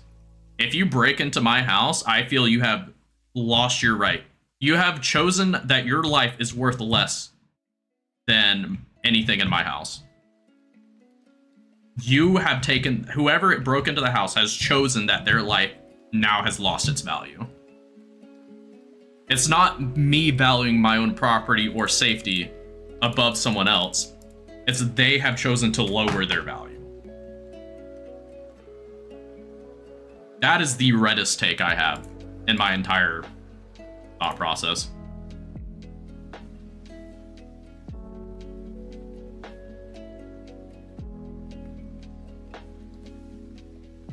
what she said about, or what Amma said about 7-Eleven resided with you. Yeah, for sure.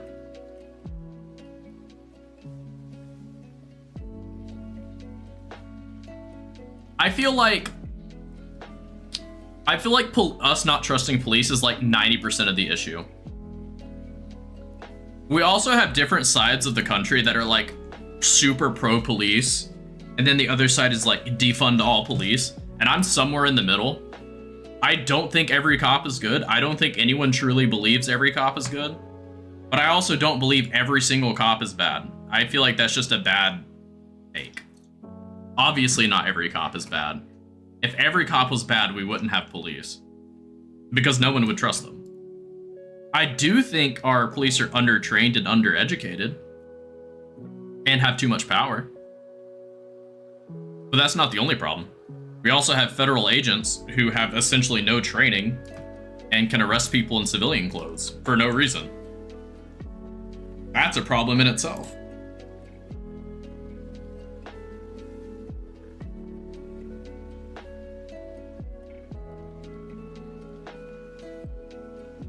But then you have opinions like me where you're somewhat central with your thoughts on what you believe, and then you get called like a line or a fence sitter, and everyone's like, you can't do that. You have to be one side or the other. And honestly, it's kind of true. You have to be one side or the other if you ever want your vote to count. Because if you vote central, your vote doesn't count anymore. All you've done is dilute the amount of votes to one side or the other. And even then, it doesn't truly matter, because you're not voting. When you vote for the president in the United States, you're not actually voting for the president. Your vote is telling some random person who was also elected, likely before you were ever able to vote to begin with, to say, hey, I want this person to be president. And then that person, in not all states, but most states they have to, but some states, if every single person in that state voted one side, that representative doesn't actually have to vote with the majority. That to me is insane. The Electoral College needs to be completely changed. Gonna watch till you fall asleep? All right, Rusty. I'm sure we'll hop off the political chain at some point. Hopefully sooner rather than later.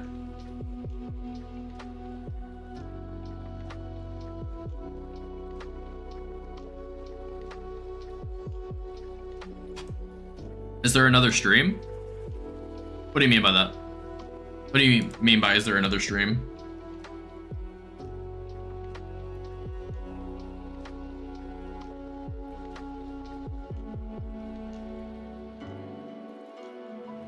I'm lost. On another platform? No, there's not. For a while I did dual streaming, but I stopped doing it because my internet couldn't handle it. And the alternative was to go through Restream, and Restream creates like a 30-second delay, which I care a lot about being able to talk to people in real time. Because if I'm like 30 seconds behind trying to talk to you, then our conversation, it just kind of gets weird.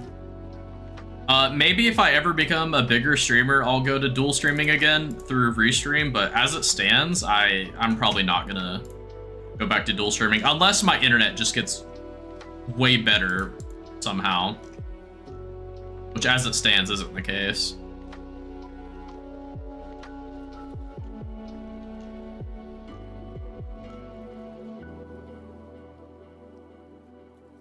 Yeah. What do you like about Greece, Stefanos? I don't know much about Greece.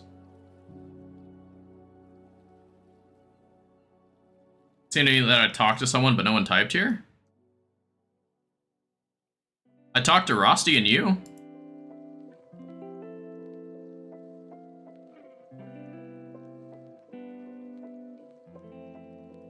I don't think I answered it. Am I hallucinating? I don't remember answering anyone else.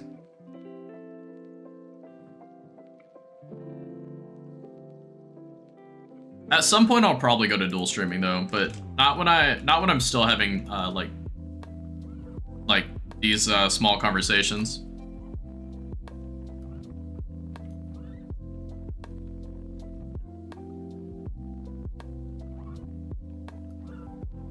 Maybe if I get big enough to be like a, I don't know. I don't know what size I'd have to be to do that.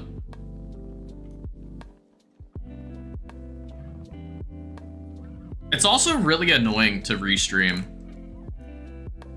Because like if you're trying to deal with multiple chats, some people are like, who are you talking to? No one's typing in here. Is this pre-recorded? It's like, no, I'm just on another platform. And depending on the platform that you're on, you're not able to advertise the other streams for some reason. Like, I don't know if this is still the case, but I know on Twitch for a while, there was this thing where it was like, you're not allowed to link your YouTube stream. Like, you couldn't link to other streaming services for some reason. But you were allowed to, like, multi-stream. It was really weird.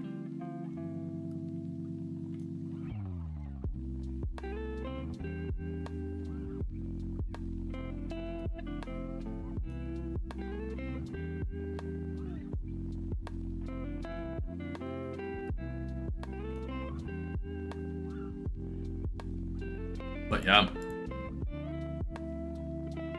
This portal is taking forever. This should be the last, my god, that took literally forever. The last game before 71, Runecraft here. And then we'll be able to move on to, doing the diary. We'll have to get some orange whatever, but should be good then.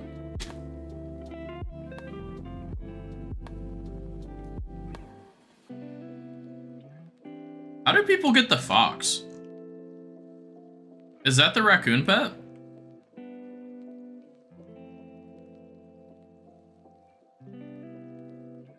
I would assume it is from the fox trap in forestry. Well, that's how I would assume it is.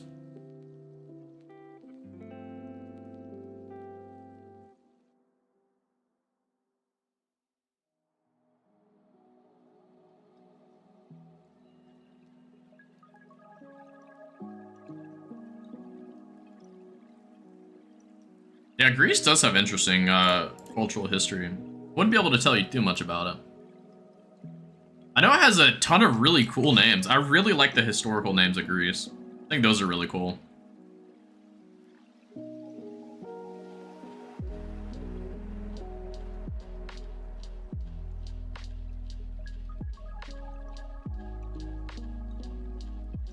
For good climate, really?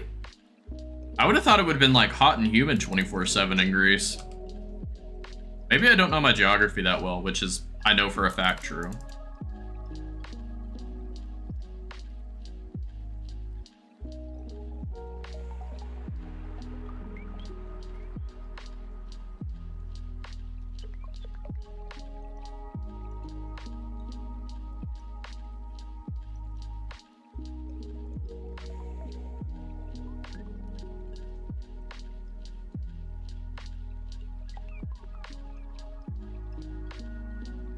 Every picture you've ever seen from Greece looks like a painting. I believe that.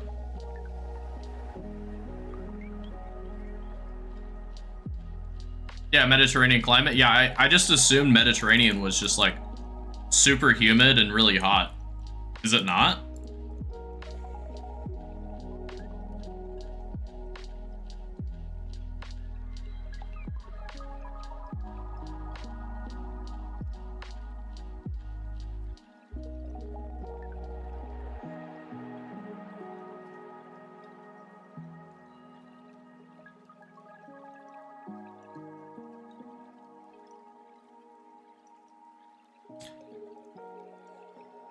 I feel like Greece would be like relatively expensive to live in, but I could also see it being somewhat cheap. Probably depends heavily on where you live. Kind of most things.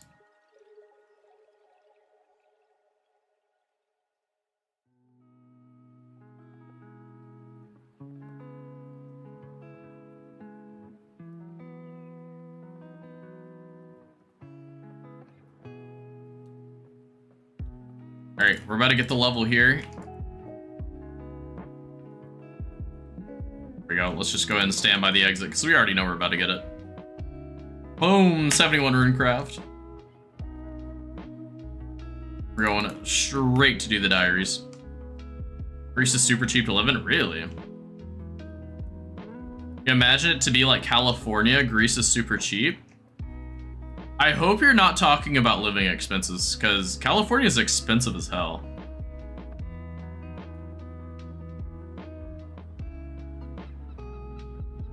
Yeah, climate makes the most sense in what you're talking about.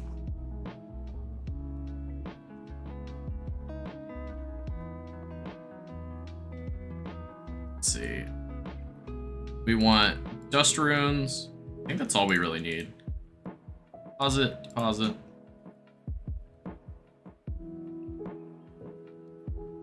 Time for the Lumbridge elites.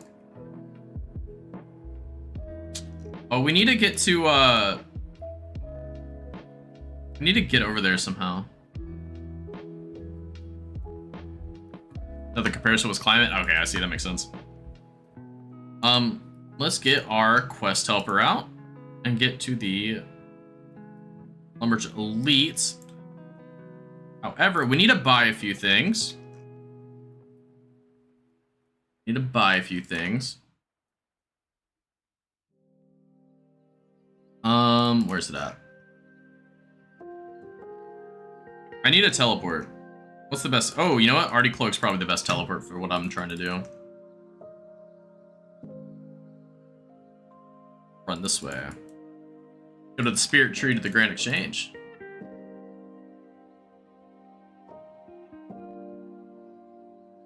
Wait, why am I going to the Grand Exchange? Obviously to buy stuff, but... or there was something else. Living EU and USA is very different. True. That is true.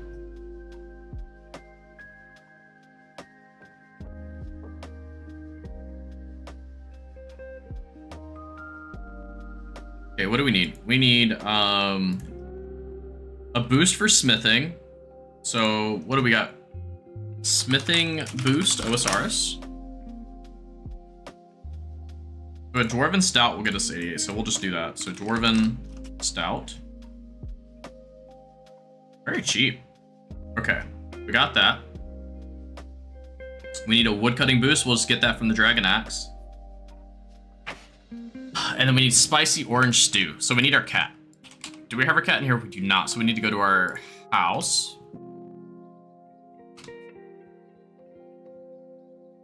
We'll just buy some of these. I guess we'll have to roll 330 for this. Oh, I didn't mean to do 330. I meant 331. Oh, well, it literally didn't let us anyway.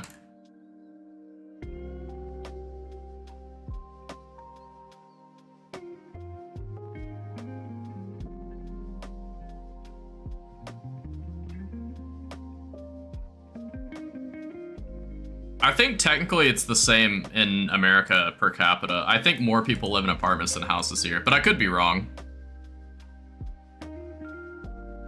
Oh yeah, I was changing to standard spellbook. Then I need to go to my house.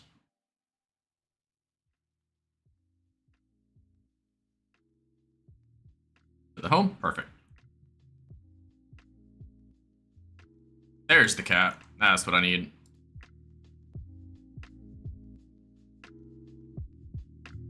I don't think it's technically a fully grown cat.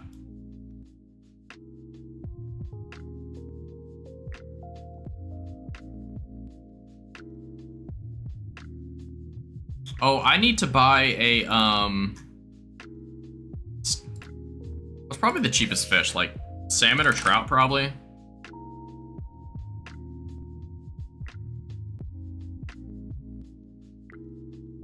Unless I have Karambwanji. I might have Karambwanji. I have 25. That'll work.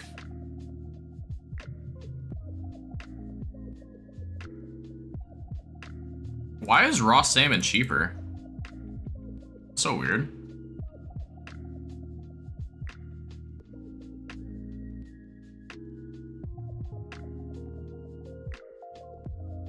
Oh, we can go ahead and bank this. We don't need this anymore. And we don't need this anymore. We'll leave those two empty.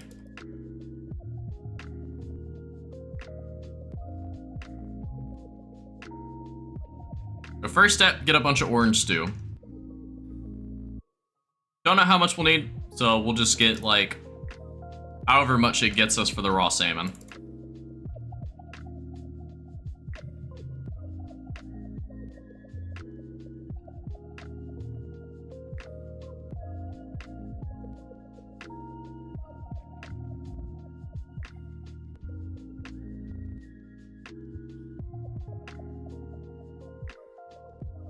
All right, come on, cat, get the rat.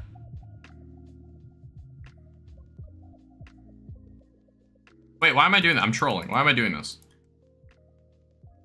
This is the true way to get orange spice.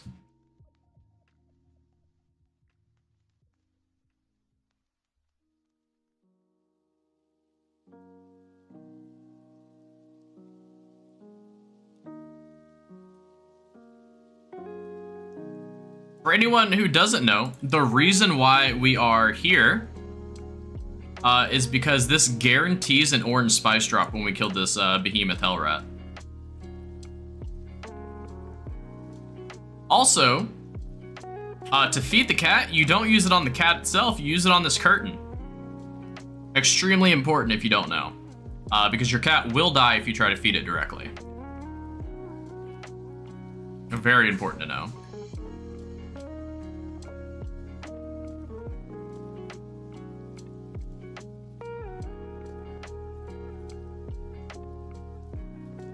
God, we're getting very, very unlucky right now.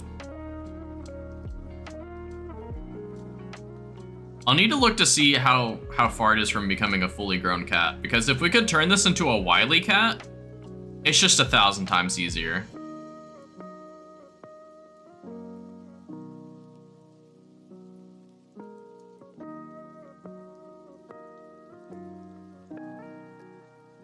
It's so much faster, and you don't even have to feed your cat sometimes with a wily cat.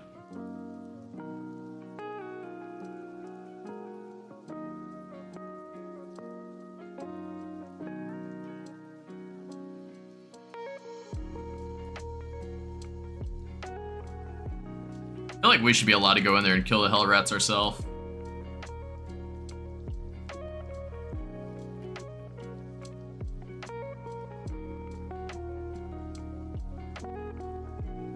It's taking almost this whole inventory. Oh my god. This cat sucks.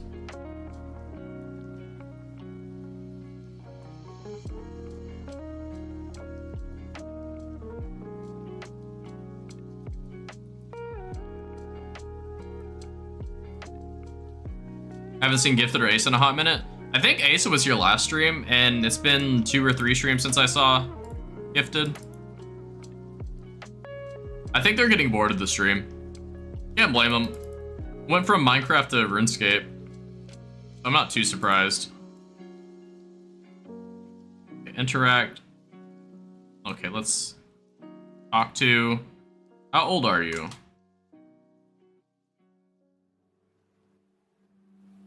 Wait, maybe we can? Let's try. Outside house. Lost some time to play taps. Yeah, literally.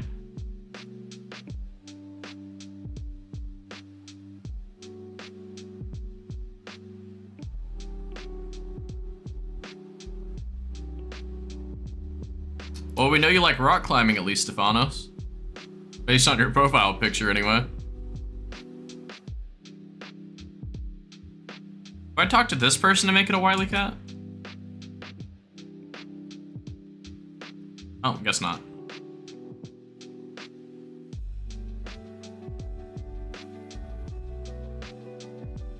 It's a gamer.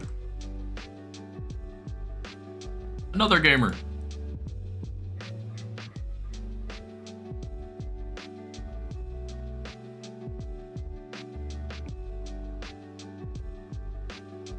Can only train overgrown cats. Okay, well, how do I know how close it is to being an overgrown cat?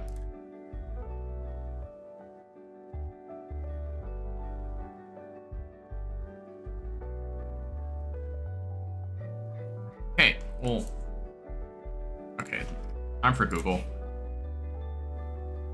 Overgrown cat Ozarks.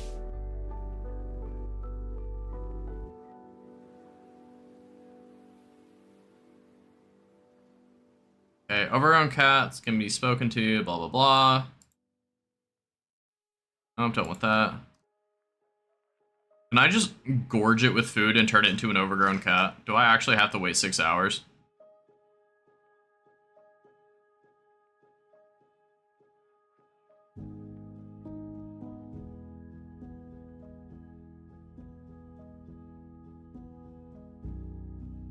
Let's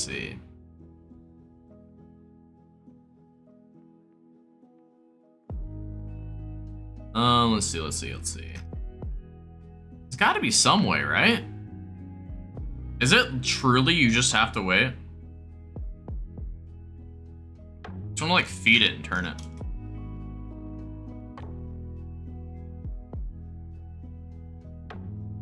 How are you doing? What to do?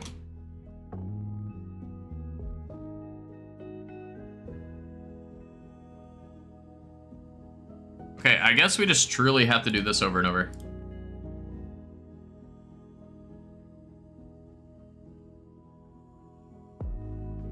Alright, well, back to the Edgeville dungeon, I guess. I don't know how many we need. I say we get at least 3, though. 3 is probably the bare minimum in terms of getting lucky.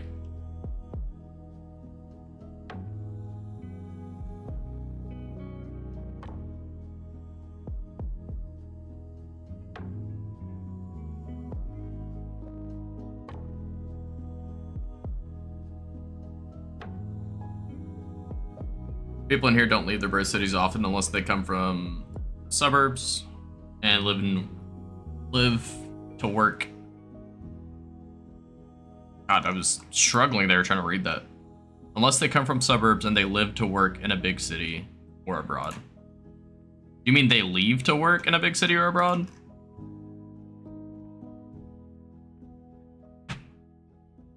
Your English? Nah, you're fine. Leave? Yeah, okay.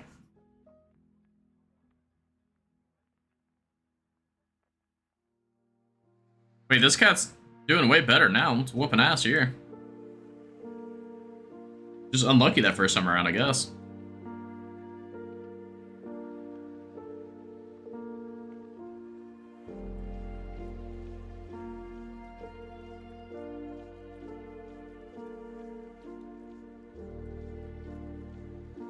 Tzatziki. We have like a Mediterranean place here. I hate to say it, I'm not a big fan of Mediterranean food. It looks good. I'm not big on the taste.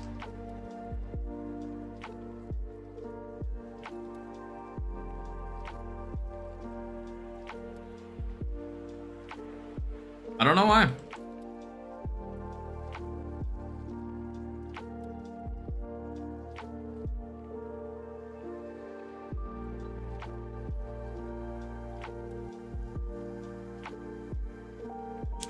My favorite food in general, though, I don't know what I would say is my favorite food. Probably like,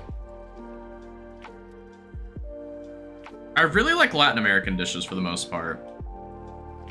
But I do also really like Eastern Asian dishes too.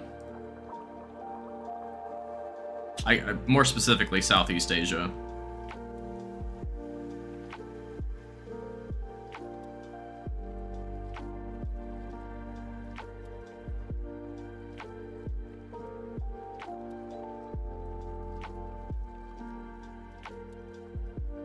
I'm a big fan of chicken. I think chicken's the best meat.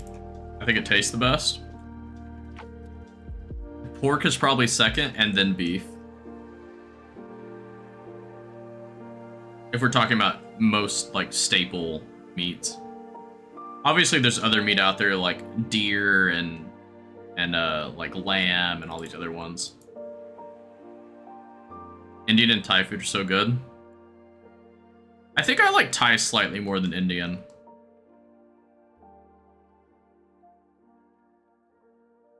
You'd most probably own a house. Most people here do. Probably even a second house at the beach somewhere. Oh, y'all rich. About 40 days paid leave from work. Possibly up to 80. 2 cars in your household. Yeah, y'all rich there. What the hell? When you say house, like, me and you may have different ideas of what a house is, though.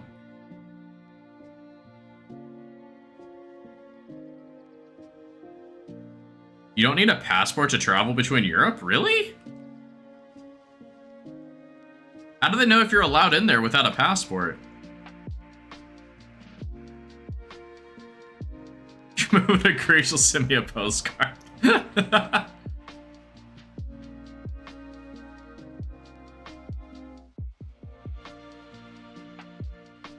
And a pita bread? Hell yeah. I don't see how they could keep people out of countries that aren't supposed to be in those countries without checking passports.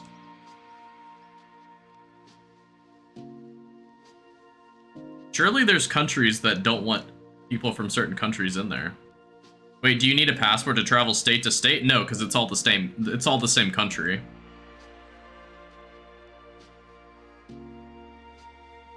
Some states do have border checks, but they're not related to if you're allowed to be in there or not. It's more of to check if you're bringing in contraband.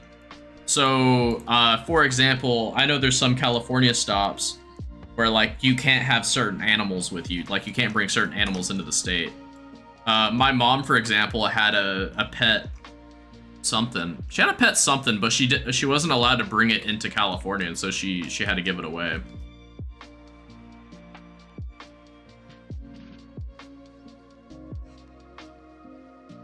The same in EU. Think about it as the United States of Europe.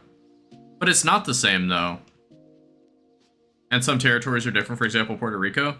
Yeah, but to go to Puerto Rico, I'm fairly certain you need a passport to go into Puerto Rico. Puerto Rico, do you need a passport? No, because it's a territory of the United States. Okay, cool.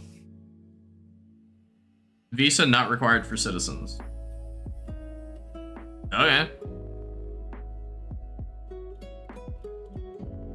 But if you're flying into Puerto Rico, how would they know if you're supposed to be there or not without checking? Wait, why is Old School asking if I would recommend it? What the hell? Weird. Okay, we'll deal with the orange spice last, just because it's RNG based. What all do we need? Go over to the GE real quick. He's right, though. You can travel to any EU partnered country. Like, I understand the concept of it, but to me, logistically, it doesn't sound like it makes sense. Like, to me, that means it didn't matter who you are, you can travel to any country in Europe. So to me, that would mean no one needs a passport for any reason in Europe. Unless you're going to a country not in the European Union, of course.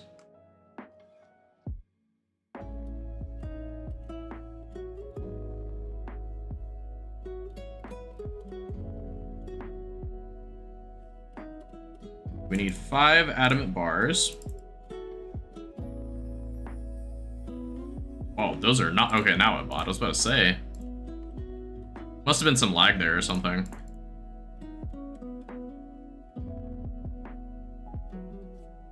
Go to drain or sewer to start. Cool, we can do that.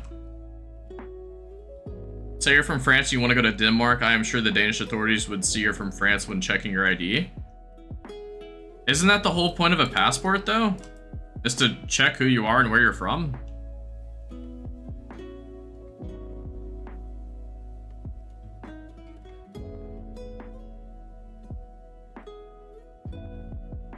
My concept of home is definitely different for yours, but it's very different from our countries. In our country, so for fun, let me ask, what do you consider a home? So to me, a home, I consider a house. So a standalone, there's no one connected to your house. I would say typically around 1,200 foot or more square footage. I don't know what that goes into meters. You can Google that if you want. Bedrooms, I mean, you can technically have a 1 bed, 1 bath house, but I would be comfortable in a 3-bed, 2-bath. I would be very comfortable in that. Probably 1,500 foot or more. Where? It's probably what I would say. I would say typically about an acre of land or more. Preferably more.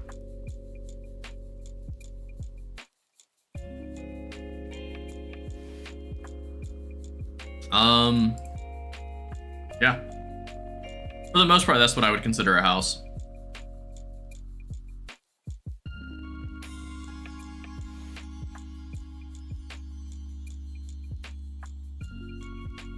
A house in the States also wildly changes in price based on where you are, how populated it is, the zoning laws, HOAs, how many neighbors you have, if you're in a cul-de-sac or if you're out in the middle of nowhere. A lot of things change based on that. How many acre? Typically at least 1 acre, preferably more. 1 acre is kind of on the low end of what I would consider normal. I've seen half acre, I've seen quarter acre, but like, I feel like you're just living in a city at that point without really being what I would consider a house. You would be closer to an apartment style living.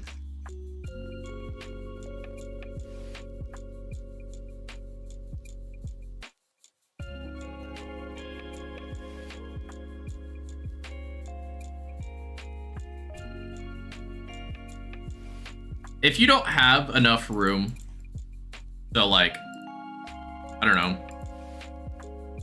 0.4 hectares, just in case Greece doesn't use acres. I don't even know what a hectare is. What's a hectare? I've heard of it before, but I don't know what it is. Why is Google asking for my location? What is a hectare?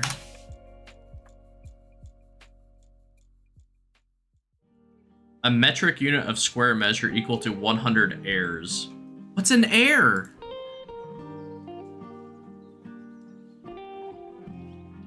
Okay, what is an air?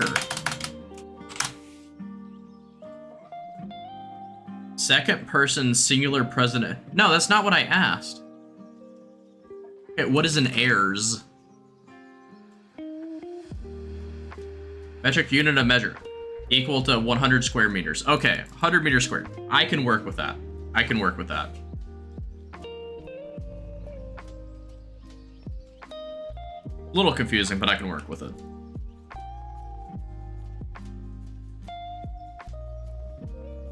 If someone is in the military at a smaller place, you would get that practically for free. That's surprising. It could be upwards of like $400,000 here. And that's just the purchase price. That doesn't include everything else.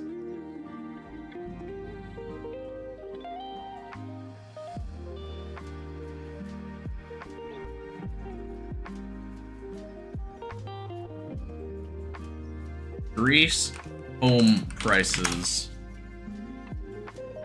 No, stop asking for my location.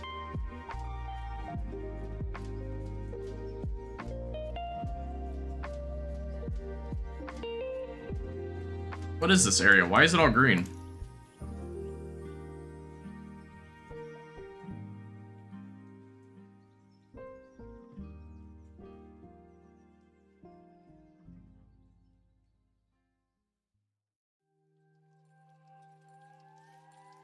With the credit card out. I just want to see. I just want to see the prices. Property type. Okay, we want a house. Okay. Let's sort by low price. What's the cheapest we go? Okay, yup, that makes sense why that's that cheap. Oh, okay, let's get to the livable places first. Did I miss Moravia somewhere? Am I dumb?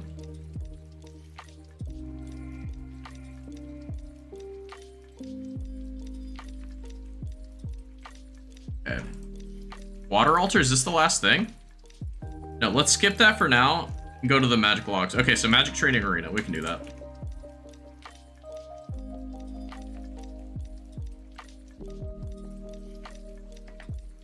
Okay. All of these places so far are not livable.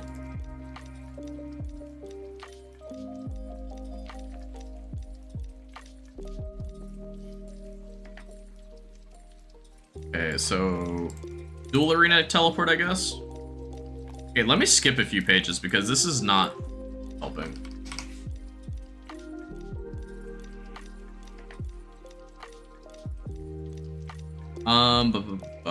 Dual arena. And we're going up to the mage train arena.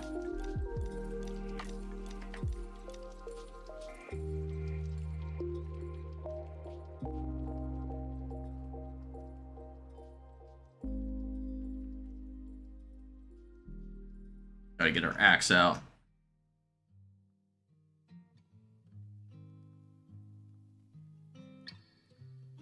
Okay, I think they're back here. Yeah, there they are. Alright, let's hope the chop chop works. Oh, I never bought preserve. Hopefully we... Oh, we got super lucky. Cool.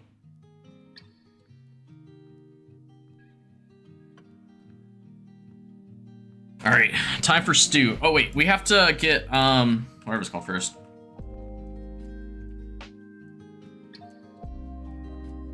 Okay, all you said and more, for example, 4-bed, 2-bath apartment.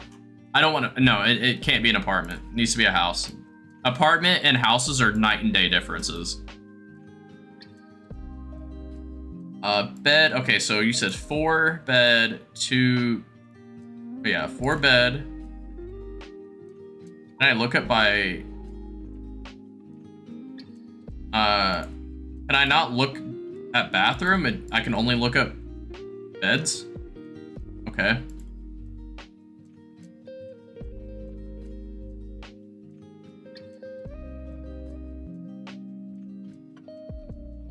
I don't know why Australian dollar keeps popping up. Wait, am I on a non-Australian website? I might be.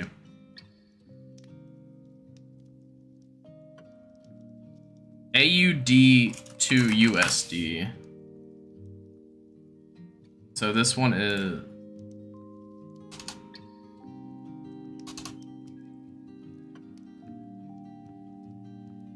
Let's see. I can't read any of these locations, but I am looking.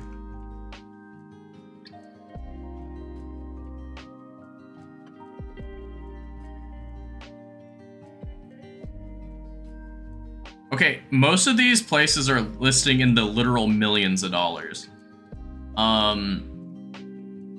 I'm sure these aren't the ones you're talking about, but it seems like literally everything that's listed is... Wait here, what if I change it to maximum 4-bed? What if I do it that way? 0 houses for sale. I see. There we go.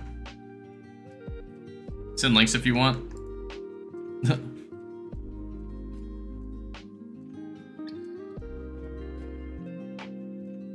We need... Oh yeah, we need to go to the GE. That's what we need to do.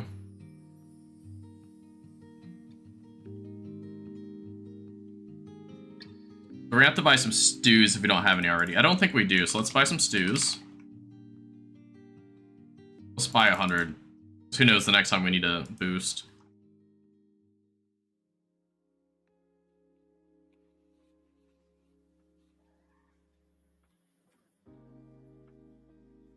Okay.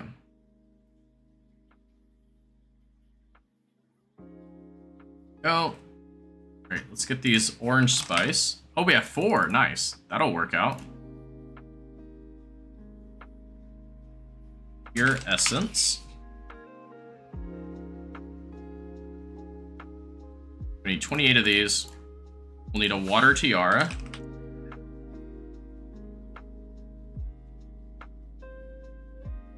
Okay, do I already have a water tiara in my bank? Am I equipping one?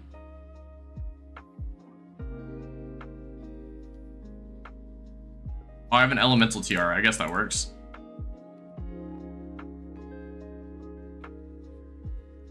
Stew.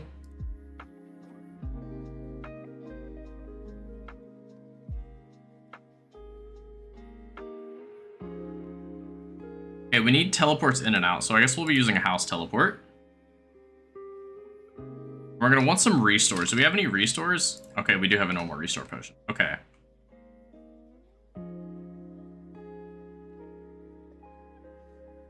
So for starters, we want that. Or actually, we don't want that. We want... Oh, we do need it, though. Never mind. We do have to have home teleports. That kind of sucks.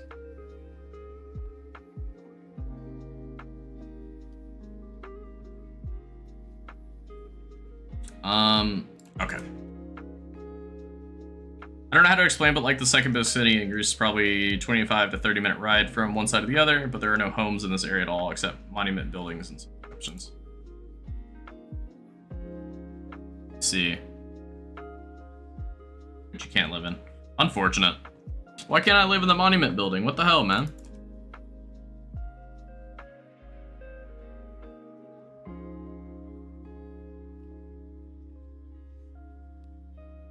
You know, if I had a Draymond staff, it'd probably be faster.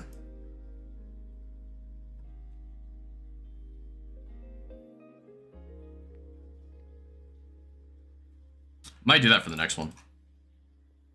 You can if you pay 10 mil? Jesus Christ. That'd be insane.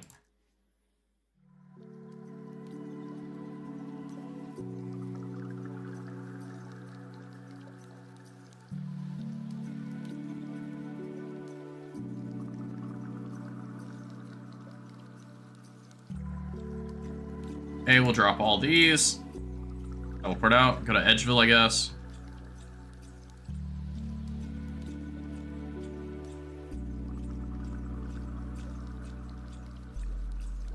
Okay, Edgeville.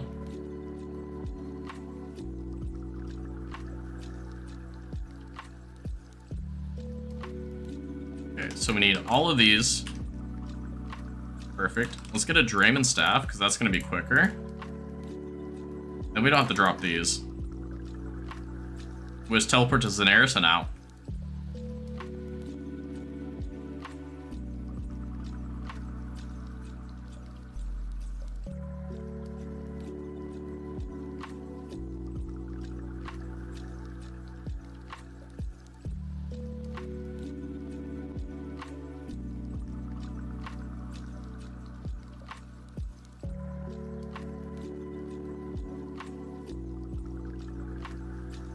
Before you start your citizenship process, that'd be hilarious.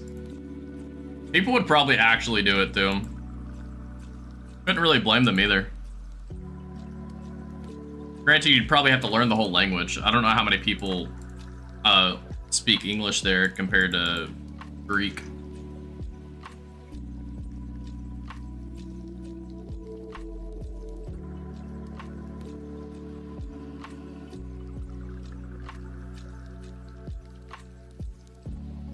Okay. All speak English? Hell yeah.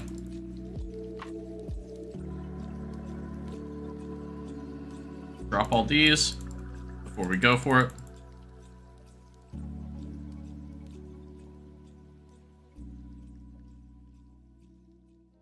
$72, sad.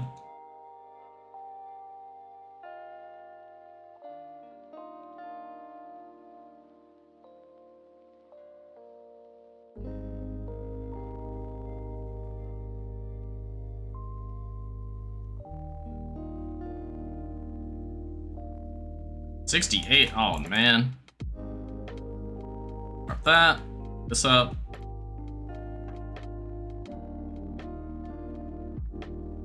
Combine these, redrop.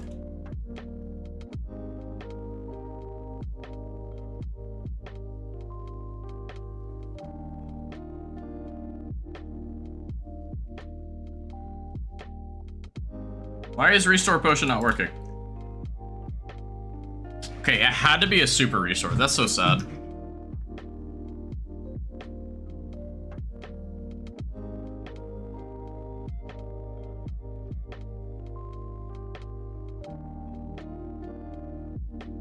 Yeah, I guess we'll balance these while we're waiting for it to fix. Well, not this one, this one.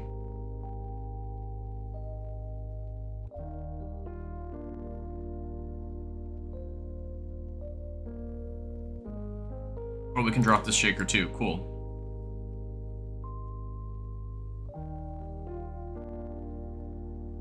His name in the Discord is Saraval. Or Saraval, I'm not sure.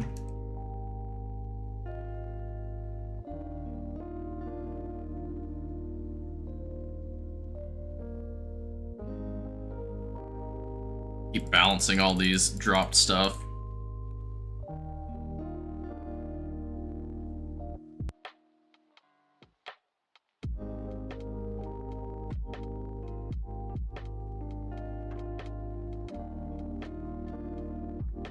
Come on, reset already.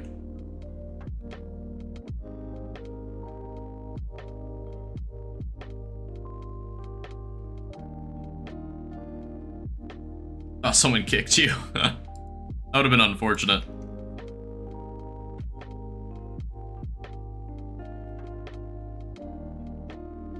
$68 again. Unfortunate.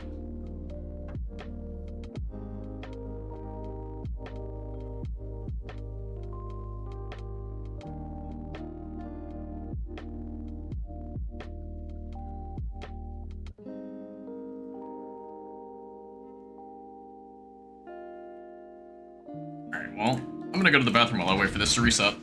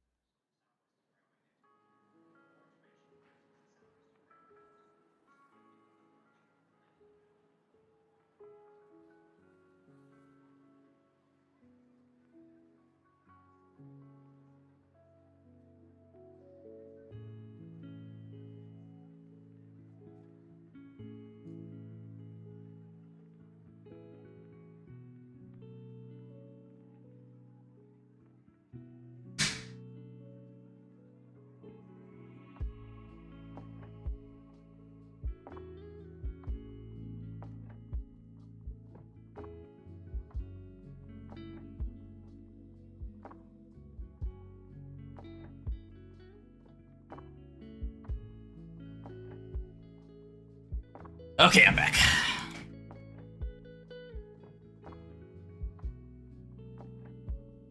Are we reset? No, we're still waiting. God damn, man. We only get one more chance at this, too. At least for this run.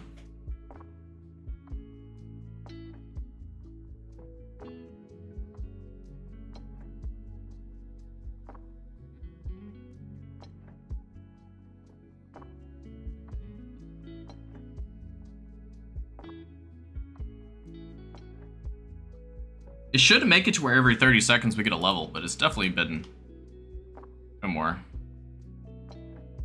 Oh, I'm not running rapid I was trolling, man.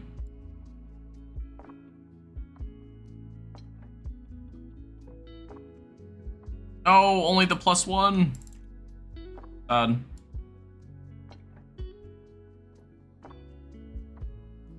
Okay, we'll let the pure essence despawn. So sad. So sad. Or actually, no, we'll just let it despawn. We'll just have to remember to get 28.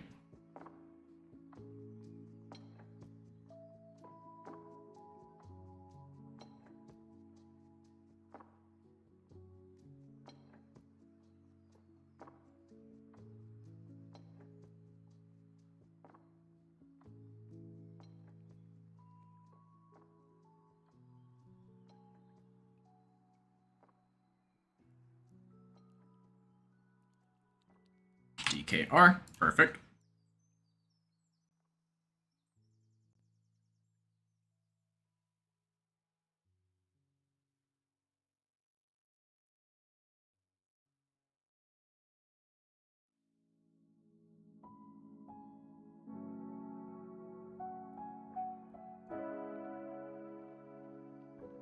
All right.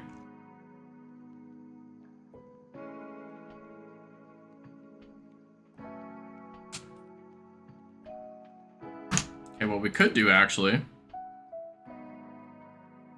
is run it back with what we have here. Maybe we'll make it back in time. We could hope.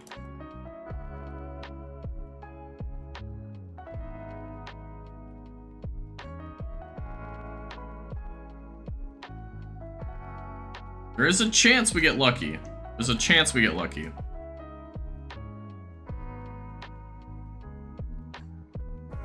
Wonder if we got a +5 on anything.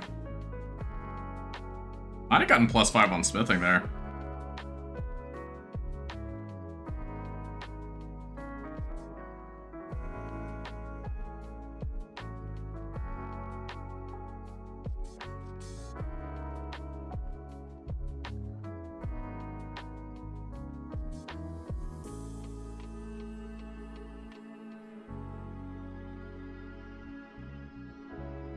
Let's just hope. I don't want to look. I don't want to look. Oh, no. We got reverse boosted. Is that a -5 reverse? Dude, so sad. That's actually so sad.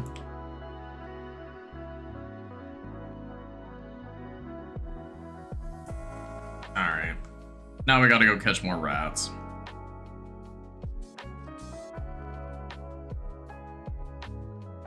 So sad, man.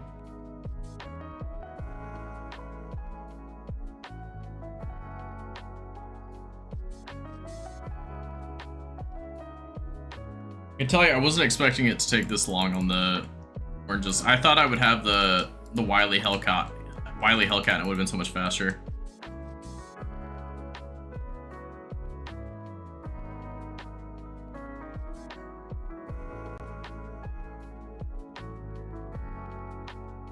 Boom.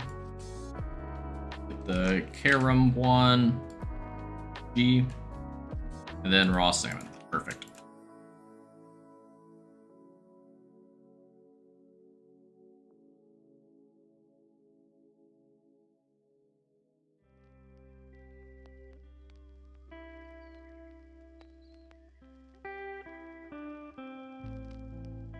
If we're lucky, it'll hit the 4-hour mark. But I don't see it happening. But it could.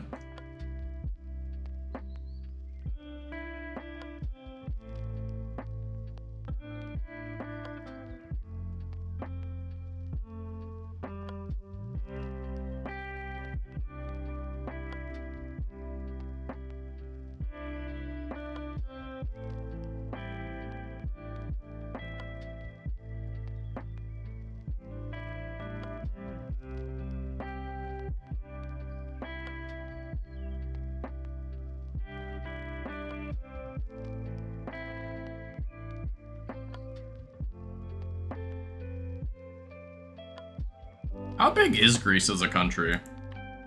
Size of Greece compared to a US state.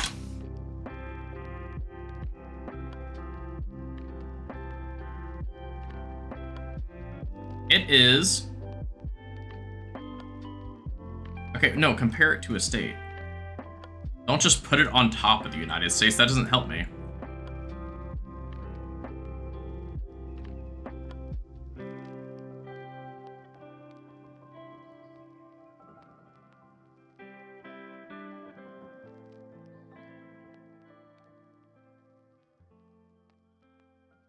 Super smaller, probably. So, it says that the United States is 75 times bigger than Greece, which doesn't really help me at all.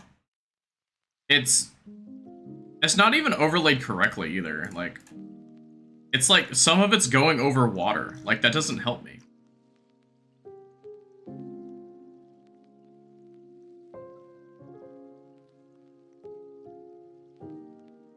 Greece is 26.2% cheaper than the United States overall. Restaurants are way cheaper, groceries are way cheaper, housing is way cheaper, but transportation and clothing is more expensive in Greece. That's the selling price. That's the seller.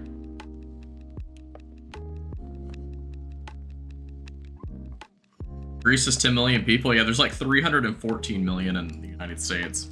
Right around there. Oh, that means you guys are way more compacted though, no?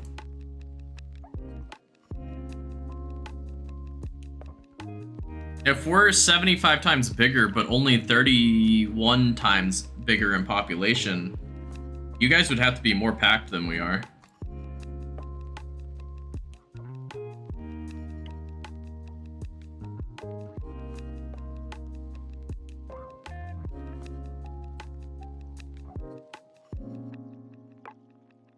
What state would the U.S. What state in the U.S. would Greece compare in size to? Someone said Alabama. Okay, well, let's see. Greece is approximately 132,000 square kilometers. Okay. Alabama size square... Okay, I'm trying to keep the count from dying. Square kilometers. 136,000. Okay, that's relatively close. That's only a 4,000 kilometer square difference. That's not too terribly different. Damn, 10 million people in the size of Alabama is wild.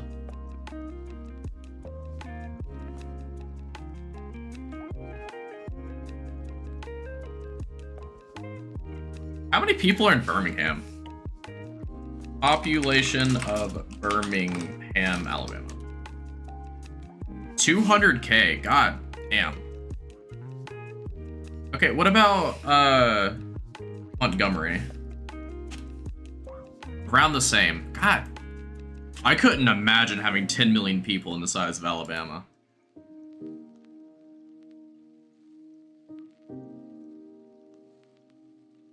And Greece has a ton of little islands too, so not all of that space is completely usable either, though, no?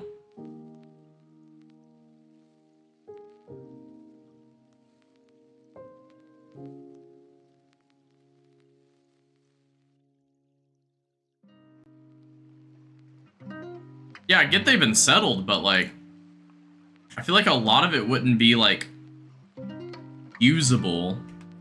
Like, able to, like, spread out and have a ton of stuff.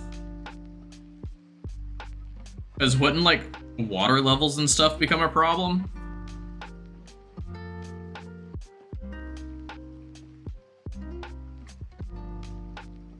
Well, I guess it's not the ocean that you're worrying about, it's the... What is it? Is it the Dead Sea? Is that the one next to Greece? Water next to Greece called... It is the Aegean Sea or the Mediterranean Sea. Greece is not overcrowded, but America is much more spread. That's hard to imagine that people aren't overcrowded in Greece. Like, I get Alabama's not small, but that's rough.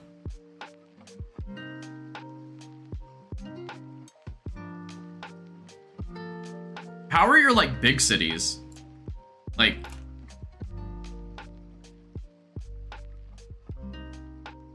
Population density, Greece. 77 per kilometer squared.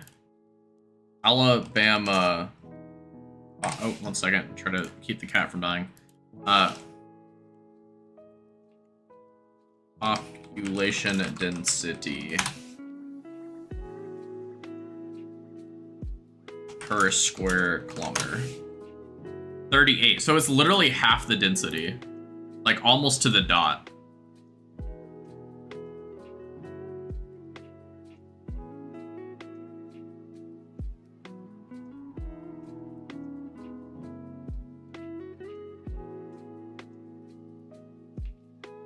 I guess you could double Alabama's size, though, when you look at it that way. If it's just double the density. Yeah, I guess that makes sense. I guess you could do that. It would probably be easier to do it in Alabama than Greece, too. I would assume. I could be completely fucking wrong, though.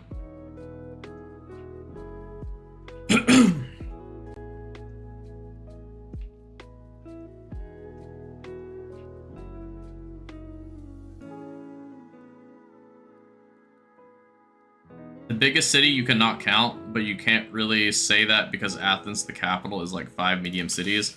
Athens population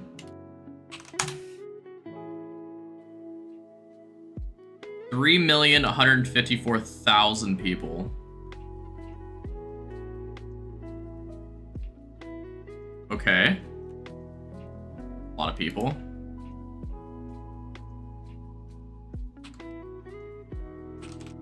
Let's see, what's our most densely compacted city? New York City population. Okay, okay, New York City blows it out of the water. It's got over double.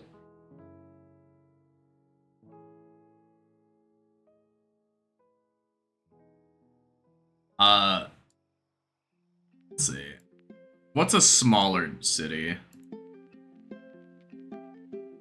Okay, that's about to die again. Biggest cities, America. Okay, here we go. LA is 3.8, Chicago is 2.7. And what was Athens again? It was 3.1. So you have to choose between Chicago with 2.7 and LA with 3.9. So I would say Chicago's closer. I've actually never been to Chicago. I don't know what that feels like.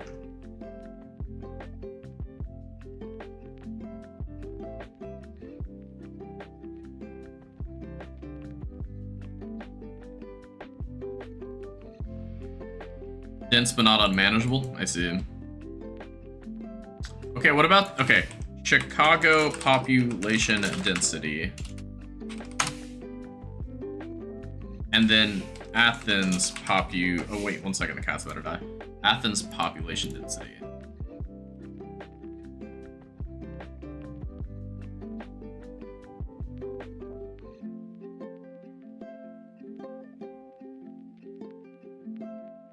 Oh, good. Both are in per square mile. Love to see it. So it says Athens has 44,000 per square mile. And then Chicago is 3,700 per square mile. That's a large difference. That is a large difference. Let's get some more orange spice while we're at it.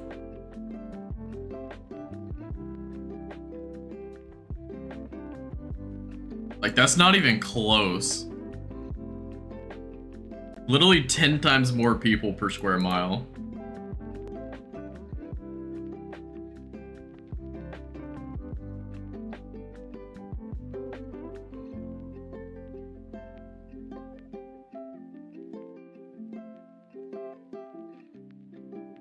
Bro, that is like a ChatGPT response. What is going on? Let me see. Oh, it was ChatGPT. I see. I was like, that looks like ChatGPT. Yeah, what's up, Shane? I'm out here trying to get my +5 boost for runecraft because we hit 75 runecrafting.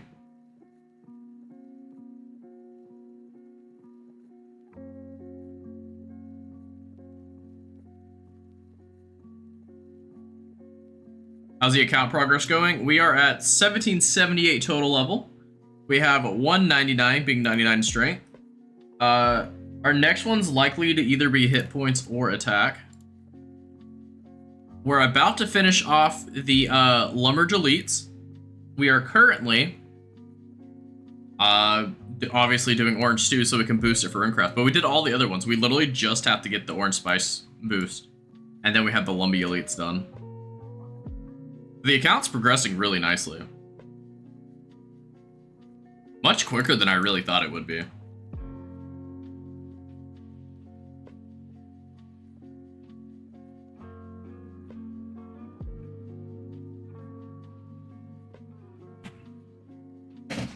Looks like Jam's going crazy with the Doom. Got a new PB on it. 10 minutes is crazy, no?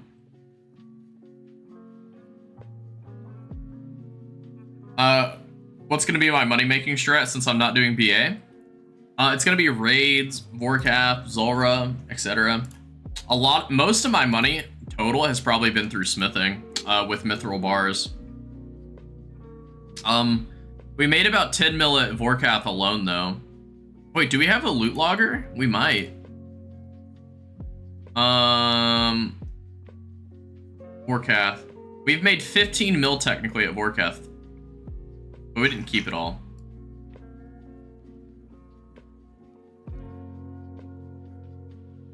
No, currently?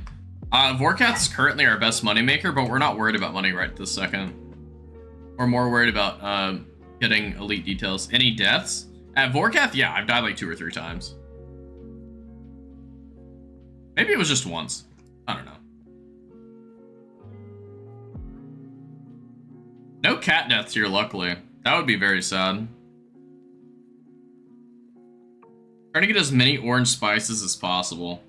We're moving on. We've already been through 4 of them. And, yeah, obviously we didn't get the boost. A cat death would be tragic. That would be absolutely tragic. I even brought in these Karambwangis just in case. Just in case something happens. Like, say we went through all the food. I still have the Karambwangi. But safing? Absolutely not. This isn't a wily cat. This is just a normal Hellcat. Turns out to get a wily cat, your cat has to be overgrown, which takes an additional 4 hours of a cat being fully grown.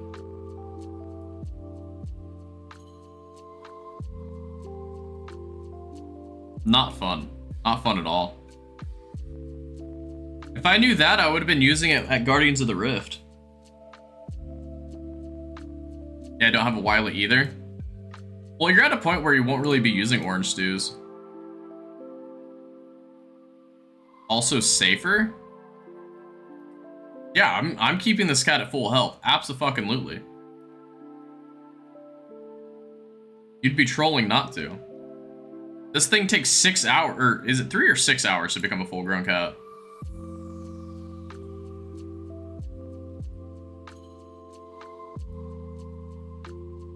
What if this whole time there's a secret behemoth rat pet? Get a little rat following you around. Think you still have some boosts you need done? Like what? Because pretty much everything can be boosted through other means. There's very few skills that still require a +5 boost. Or it's just not worth doing the +5 boost in some cases. Like for example, smithing, it's not worth going for the +5. Just get the +4 at the Kovacs Grog. Smithing is so fast to get a level, you're better off just getting that 1 level and then +4 boosting to guarantee it.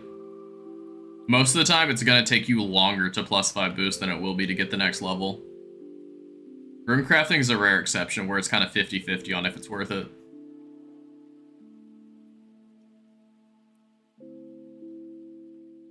Fletching, you can get a +4 boost with the dragon fruit pie, or unless that's crafting. But maybe it's mushroom pie, I don't know. Fishing admiral pie is +5. There is 0 reason to stew boost fishing, period. You just use an admiral pie. Rune crafting, you have to orange stew. I don't think there's anything you can boost rune crafting with besides that. But fletching, you get a +4 with a pie.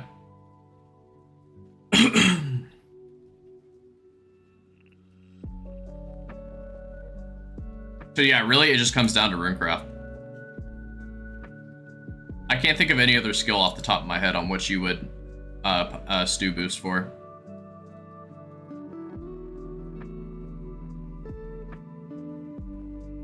Four more runecraft levels till you +5. I'm assuming you're talking about the Karamja Diaries.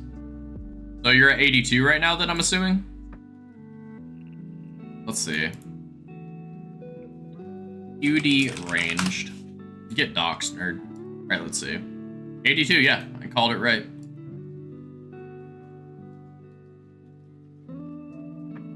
Shane, I highly recommend you leaving your cat out then in the meantime to grow it into a wily, or into an overgrown cat so you can turn it into a wily cat if you're gonna be +5 boosting. Because this is rough. I could have had a full inventory of orange spices by now if I had a wily cat. Wily cat is such a nice upgrade. 87 fishing, nice. Jalen was saying Hellcats can't age? I don't think that's true. Wait, this is the first I've heard of this. This is the first I'm hearing of this. 1 second. Hellcat. OSRS. I have to make sure I say OSRS or else I'm going to see a bunch of car images. Hey, it's Jam. What's up, Jam? Not typed at all yet.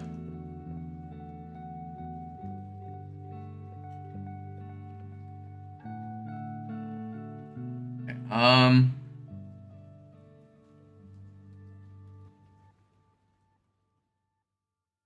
blah, blah, blah. A cat at any stage of growth can be a Hellcat, and a cat that has become a Hellcat will continue to age as normal. That seems blatant to me. A cat that has become a Hellcat will continue to age as normal. I mean, normal to me. I was about to get 6-hour logged at Doom. You're gaming.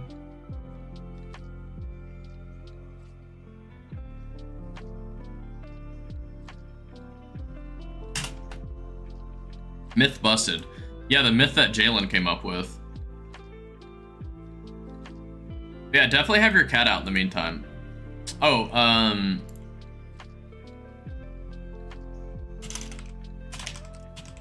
you said, look at your skills.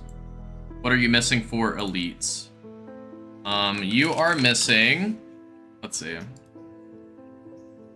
Obviously fishing. You're missing smithing. Let's see.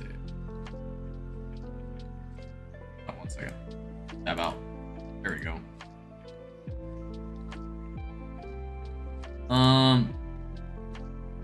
So you're missing Arty Elite, so you need 85 agility. You also need at least 86 smithing. Typically, what level is needed? I like 87 smithing because then you can Kovacs Grog to 91.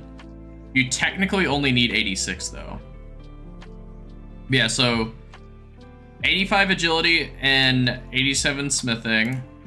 For desert, you need 91 thieving, unboostable. For Falador, you need your rune crafting up, which you're working to 86 anyway for Karamja. Reminix, you should have everything. Kandarin, you need your smithing level higher. Karamja, you need runecraft higher. You can also boost your, what's it called, your herb lore. Karind, you have 94, so you can boost 90 woodcut. You could boost. I would just get one more level of woodcutting so you get to 87 so you can drag an axe boost. Lumbridge you should already have. If you don't already have it, you're trolling. Mauritania. Did my cat just die? I wasn't paying attention. Oh my god, I thought I just lost the cat for a second. I was about to be so sad. I was about to be so sad.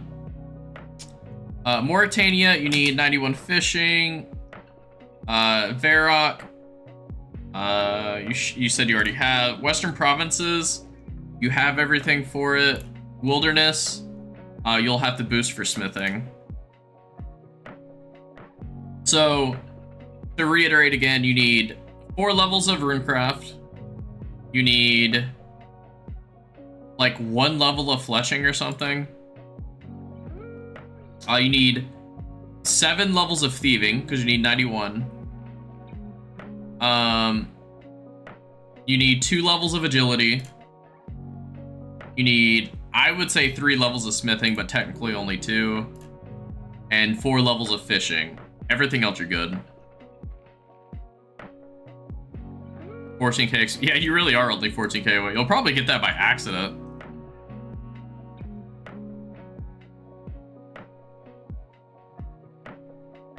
Yeah, you're pretty close. You're definitely close.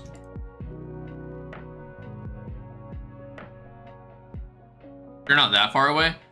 The thing that'll take you the longest time is probably going to be the runecraft unless you pay for runners, which if I was your case, I would absolutely pay for runners. Any day of the week, I would pay for runners in your situation.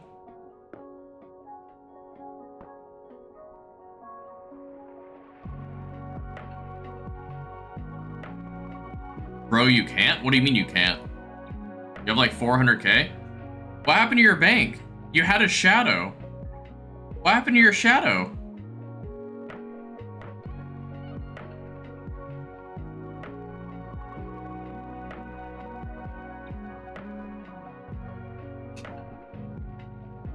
What do you mean you have 400k? Did you get hacked?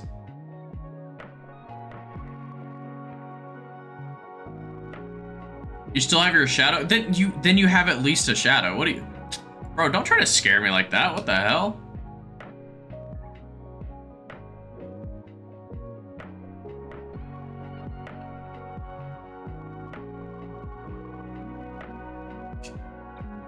Bro, that's like me saying on my main account I only have 100 mil.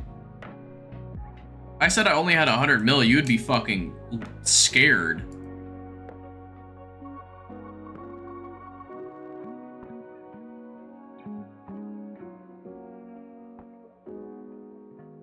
It is unfortunate how much we've lost bank value because of Shadow going down.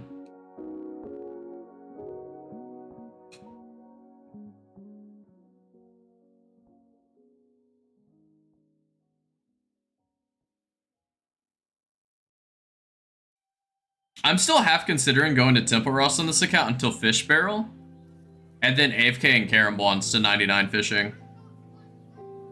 Like, I'm heavily considering it.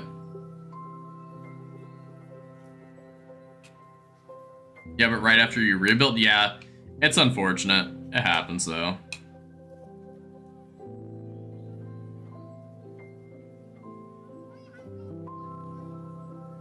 Fish Barrel so goated. I need it on both my Iron and this account. I actually have it on my main account, which kind of saddens me, because I would have rather have had it on either of the accounts besides my main. Although I say that now, but if Jagex ever decides to grow a pair and get rid of the clue scrolls off of the collection log, I would start collection logging.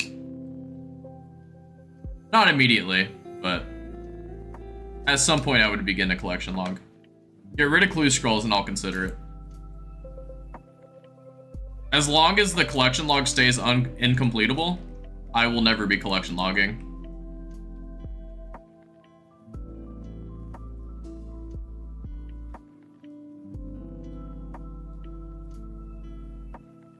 Okay.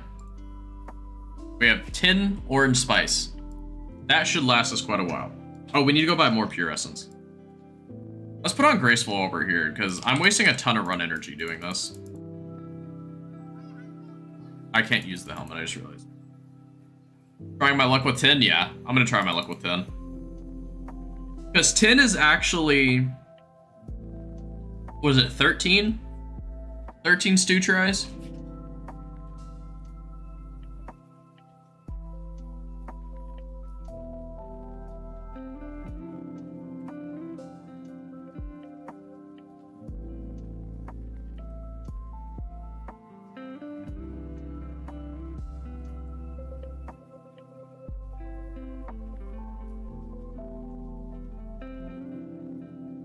Ten times 4 divided by 3, so that's going to be 40, then 40 divided by 3, that's going to be 13.3. Sounds right to me.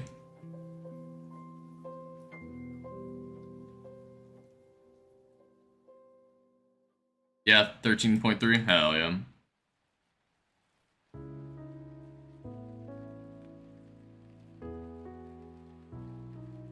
Okay, let's start with one like this, because then we already know there's going to be 1 dose left over, so we could just leave that in the bank.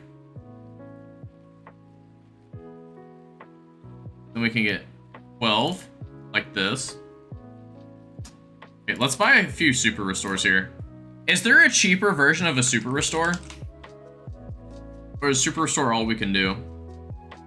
How much is a super restore mix? Super restore mix versus Super Restore 2. 2.5 to 8. Oh, Super Restore mixes. We're doing... Restore potions don't work. I've already tried. They don't work.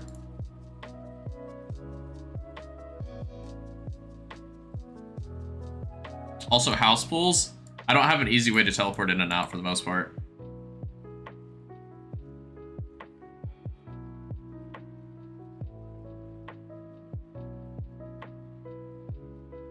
We also need some pure essence. Let's buy 100. It's not a big deal. We'll bank all this, get the full inventory.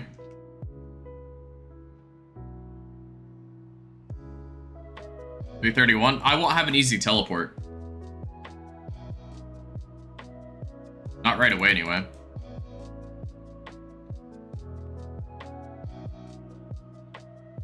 I have to use all 28 inventory slots, plus I'm stew boosting. It makes it more annoying. I'm half considering having someone trade me, like pure essence, while I'm trying to do it.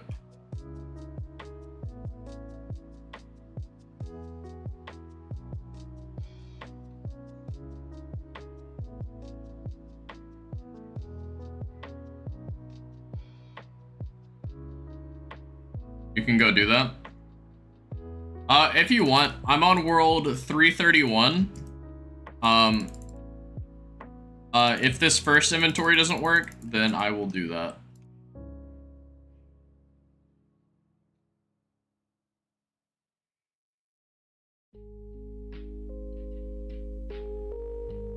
Can you help? I mean, yeah. I can't guarantee it'll be super crazy. Basically, all you would do is just have like 28 rune essence, or quite a bit of it, or pure essence rather. It would definitely help. Assuming I don't just get it right away.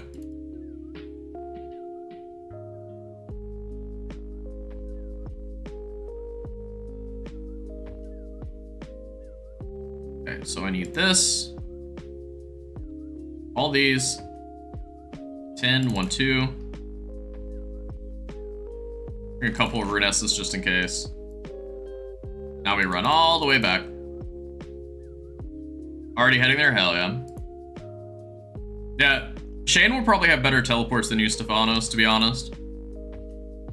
I do appreciate the offer, though. I do appreciate the offer. I'm gonna be honest, I did not expect this to take the rest of the stream to do. I really didn't.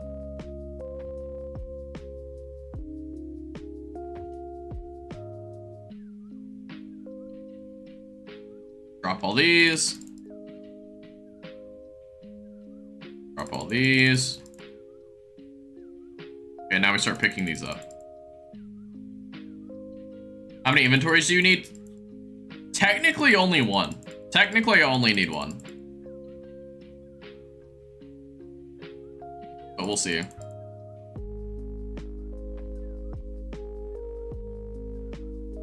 Okay, let's get this cat over here because it's kind of in the way. Okay, that was a nothing boost, I see.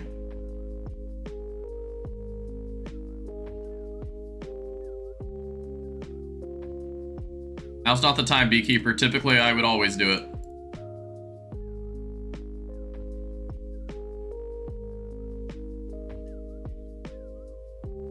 $70. Unfortunate. I didn't bring my super restores. What, are you in the wrong spot? I might have Entity Hider on. Entity. I did have Entity Hider on.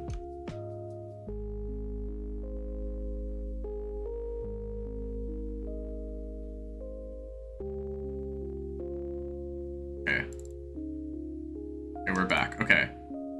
So, we need a new stew. Orange spice.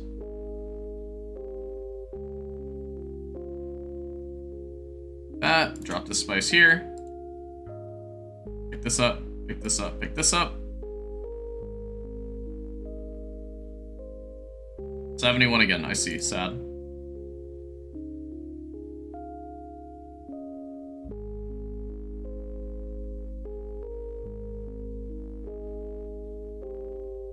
One, 2, 3.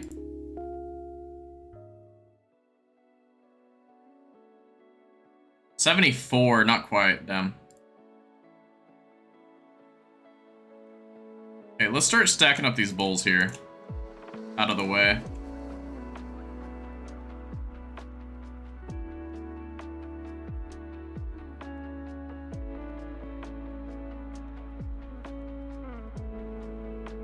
We're separating these spices, you know? Oh, it might be time to juggle those stews again, actually.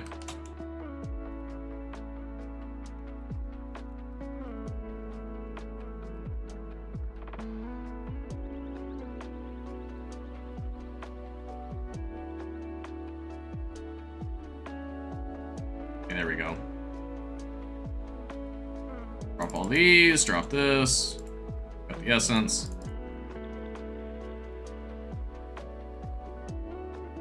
Gotta make sure none of this stuff gets despawned. It would be very sad.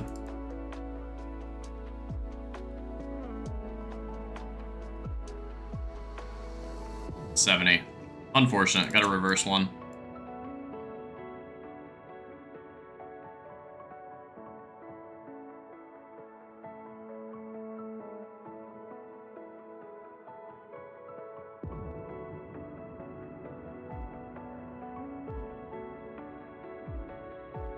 Okay, wait for the reset.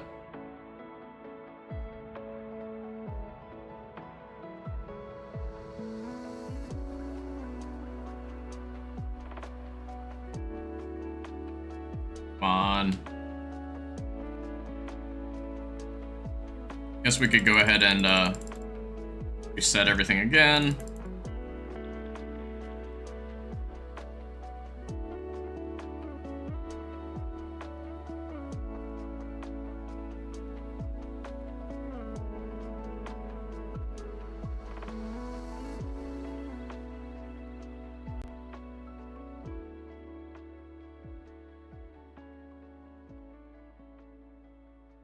Okay. This dropped here, get this dropped here.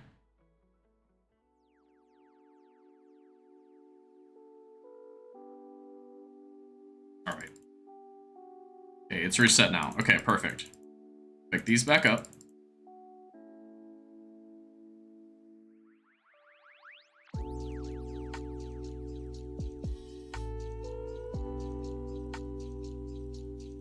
Oh, it's a -1 sad.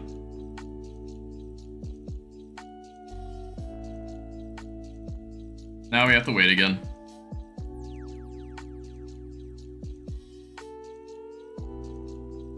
Oh boy. Oh boy, oh boy, oh boy.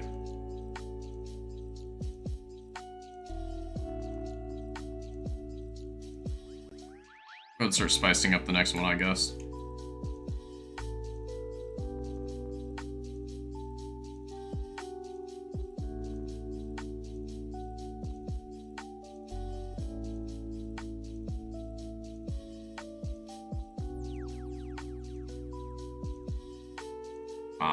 Come on.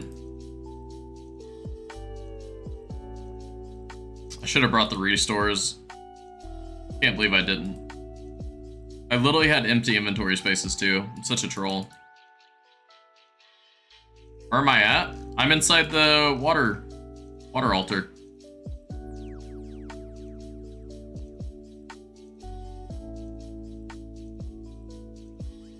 $74, unfortunate.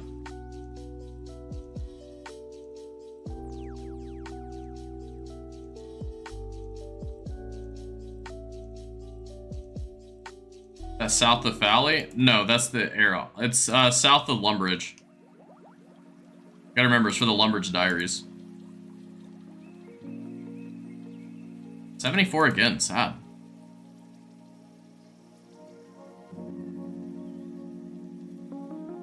Let's reset these again real quick.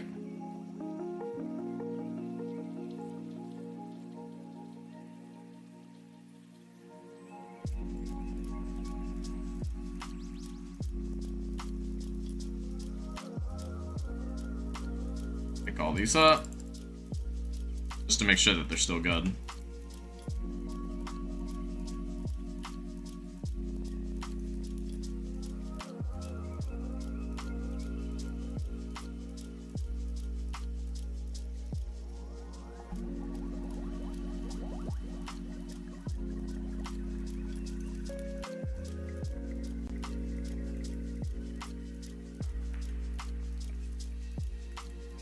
Yeah, I'll wait for this to tick down because it's kind of scary to do it when it's that high up.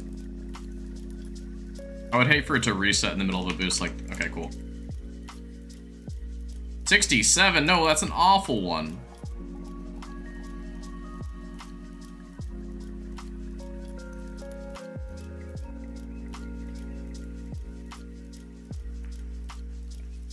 Want to bring a restore? Honestly, yeah, make sure it's a super restore or one of the mixes. Because normal restore doesn't work.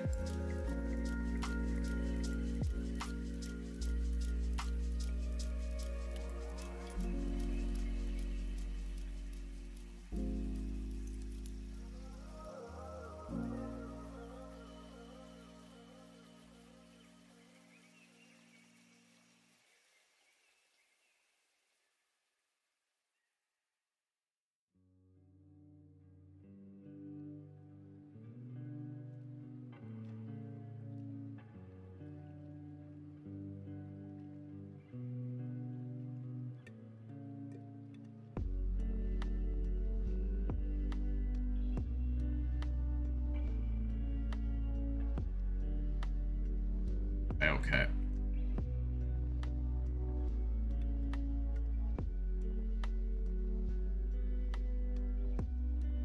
Hello, hello, look at you in your Temple Ross uniform. Hell yeah. I don't have enough inventory space for that.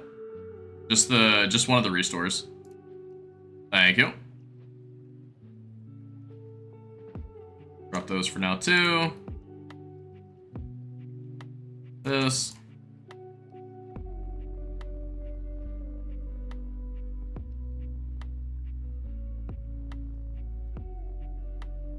$73, not enough.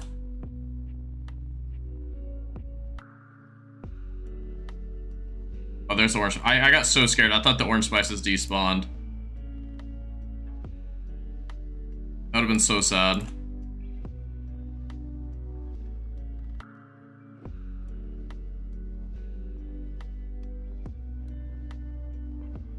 Okay, need a drink and restore.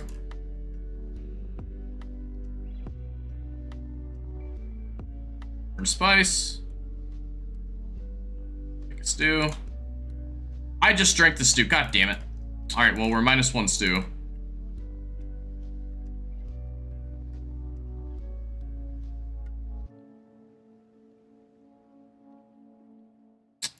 Minus. Was that our last stew? I think it was. I drank the last stew. God damn it.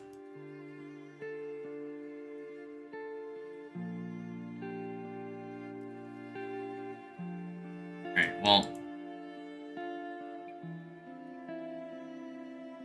So, we have one last try. Give you 2 essence? Okay.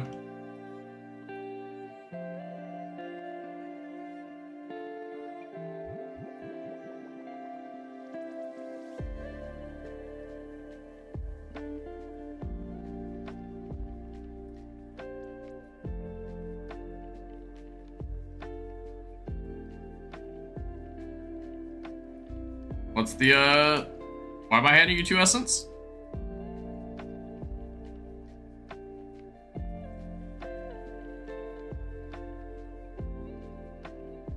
Just hold on to it for now.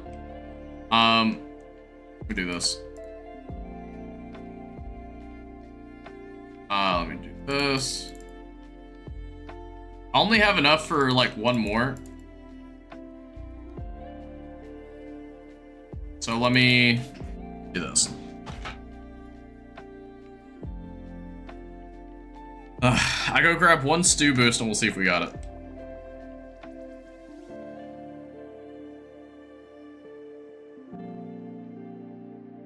So sad. This is the last try I have before I have to shoot for more orange stew or orange spice. So hopefully we get it.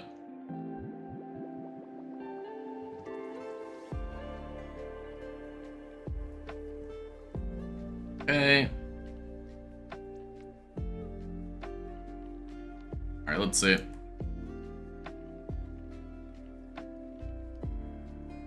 All right, I'm not gonna look at the boost. I'm just going to assume that I'm gonna get the +5 on this one right here. We're just assuming it is, and we're not gonna check. We're just gonna pick up the essence and runecraft. Because this is the last chance I have right here, so it doesn't matter anyway.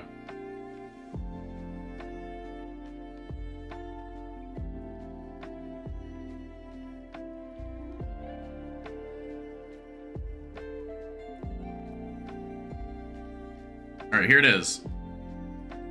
No! So sad.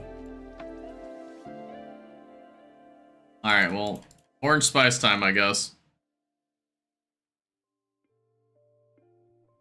Sucks, man.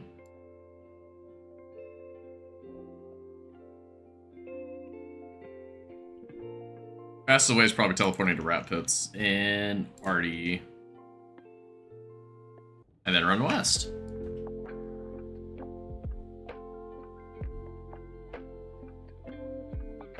This is so sad.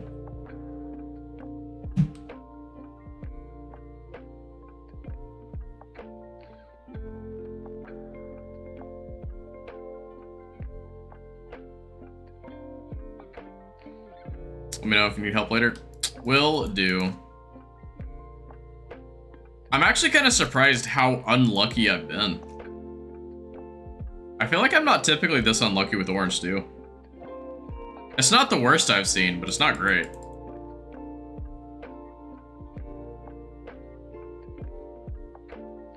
I probably would have been faster at this point to go for the +4, which still would have been annoying, but is what it is. One. Salmon. Back to Piscarilles. Enjoy. What are you doing at Piscarilles?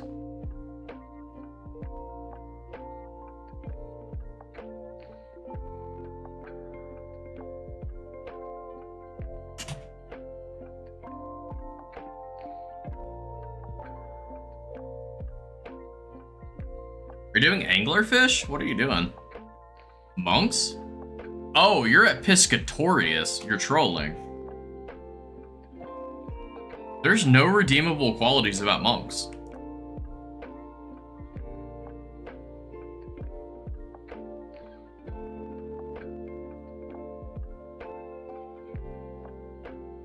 They're not the most AFK. They're not the best XP. Nothing good about them.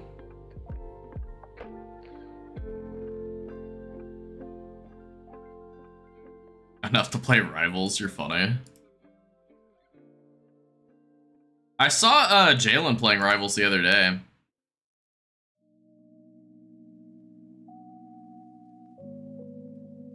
Gotten over 6,500 monks, nice.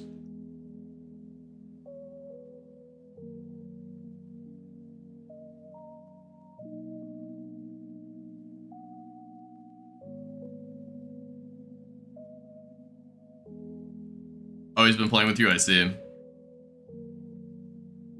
That adds up. Y'all are probably, what, 10% of the player base right now?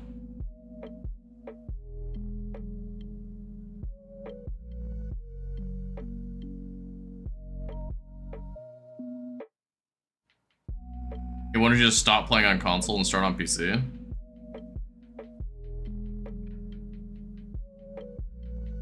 I can't imagine any reason you would ever play on anything but PC.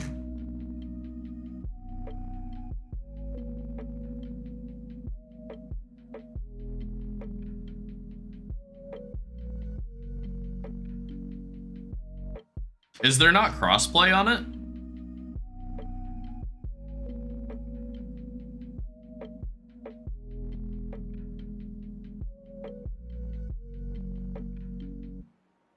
It's really weird nowadays when games aren't crossplay.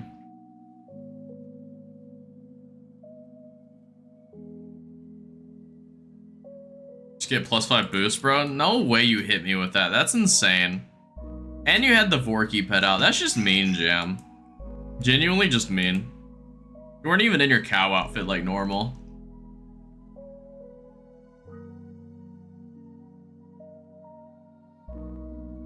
I don't see why that would be unfair.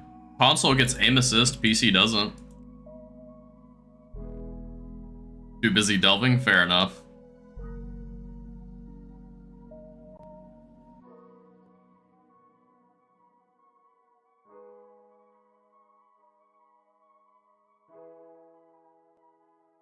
Imagine PC having aim assist. That would be disgustingly broken.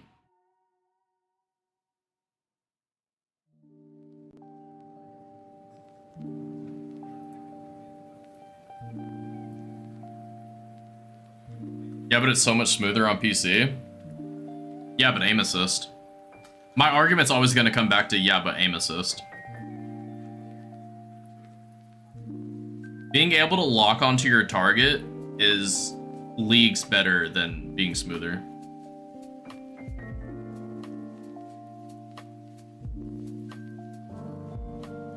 Aim snap is so much better on PC even with consoles aim assist. I find that hard to believe. If you have enemies that are constantly moving around back and forth, aim assist is going to be way more helpful. Unless you're literally just living, breathing, and eating What's that one program called? Aim Trainer?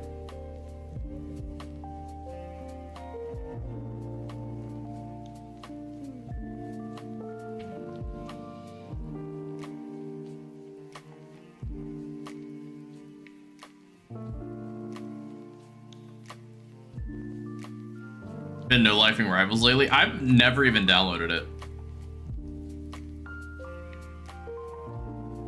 I've been no-lifing Minecraft and Dungeon Defenders. More so Minecraft. Super fun. Super fun. Trying to get Jalen to play Minecraft with me, but he didn't want to. Should play with you? Minecraft? Sure. Rivals? No.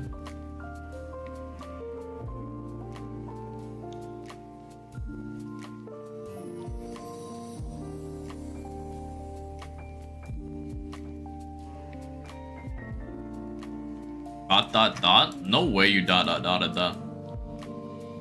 To try real life craft? I tried to get it, but for some reason, I couldn't get it to work. Like, it was just crashing on launch. It's probably fixed by now. I've not tried in, like, literal years, but... yeah, I remember it, like, crashing on launch, and I couldn't figure it out, so I gave up.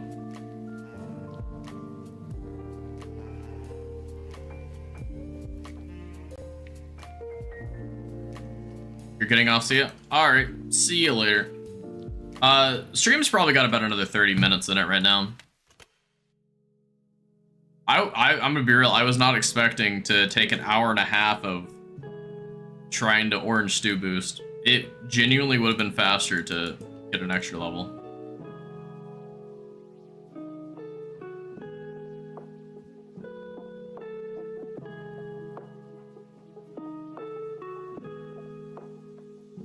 You've been at it that long? Yeah, it's been an hour and a half already.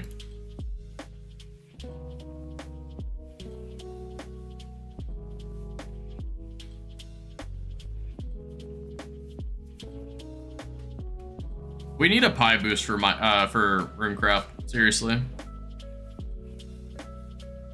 Let's double check I'm not missing something. Roomcraft, boost, OSRS. Let's make sure I'm not missing something obvious. Yeah, it's literally just stew boost. Is this the last step? It is. It's the last step for Lumbridge Elite.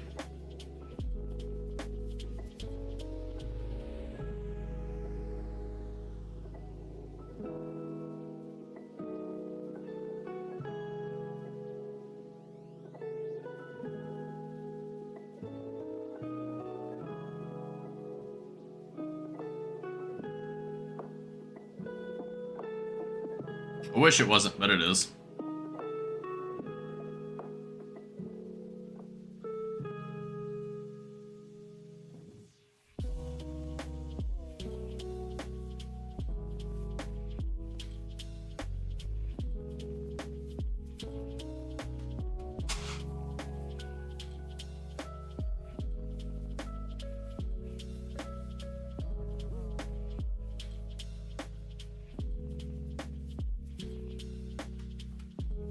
Oh, the cat just healed on its own. Nice.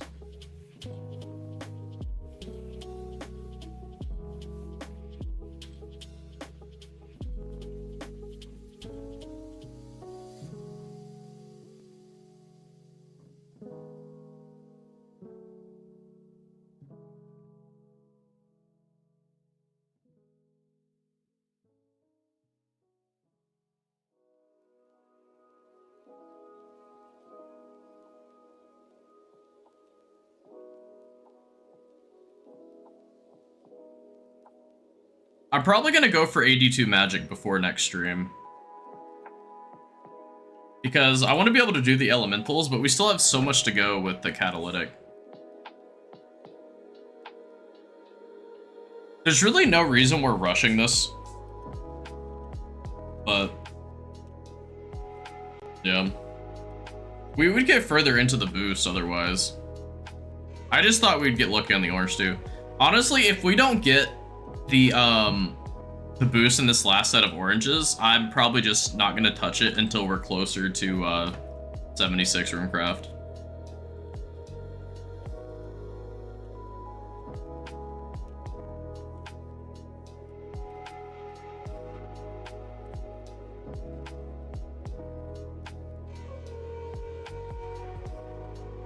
I'll go to 6 orange spices. Try again. And oh, see you, Stefanos. I'll go to 6 spices and then try again. Have I been living at Guardians of the Rift? Essentially. Any uniques? I mean, yeah, I have the colossal pouch. I have the lantern. I think that's it. I might be missing something. Let's see. You're saying bye to, oh, okay. Gotcha. Yeah, so we have the lantern, the intricate pouch, and the needle. What's my KC? 113 with 127 searches. But I have like 360 saved up catalytic energy.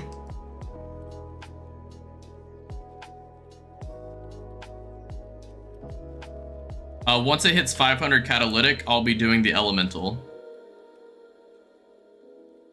And then I'm just gonna search all at once. Just make a big pooling stream. Even though it'll probably only take like 5 minutes of pooling.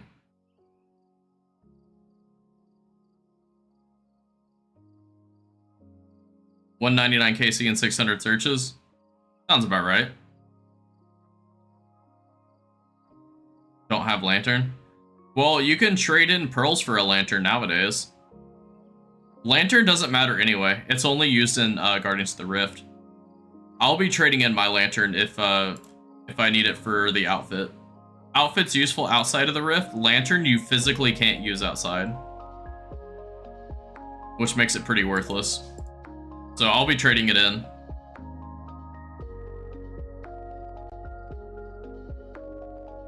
You have the outfit?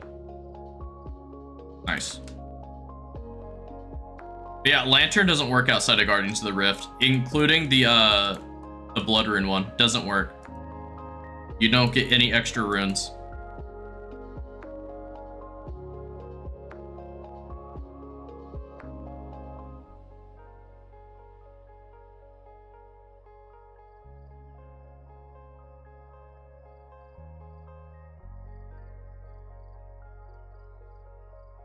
Okay. Take these. I need you. I'm gonna say no. I don't think I do, because I'm remembering the super restores. We have this. We need to put the stews in there. So we have enough for 1, 2, 3, 4, 5, 6, 7. We need 7.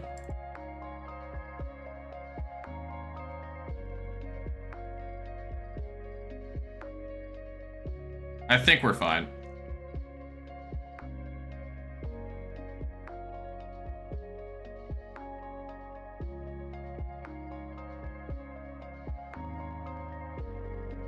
Just need to make sure that we're balancing them all. Unless you already have your room, your essence with you. Remember, actually, in case I eat the stew again. Actually, you know what? Can I swap left click to use? So now I can only eat the spicy stew. Cool. So now I can't actually eat stew. If you want, you can. We have super restores. You could bring like 1 super restore. The rest, your essence, and be fine.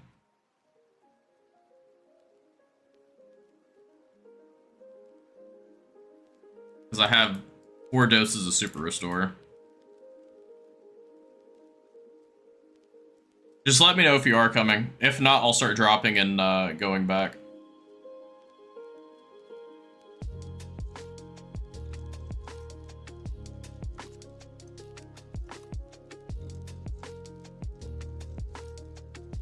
Okay, we'll head over. Hell yeah.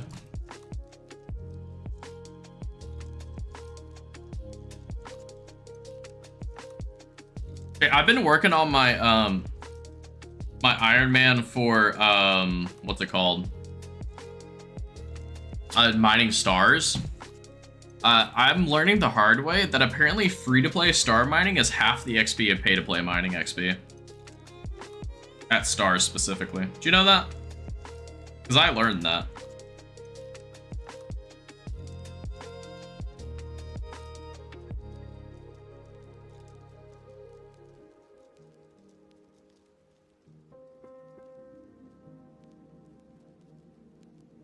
That's stupid, yeah. I don't know why they did that, but they did.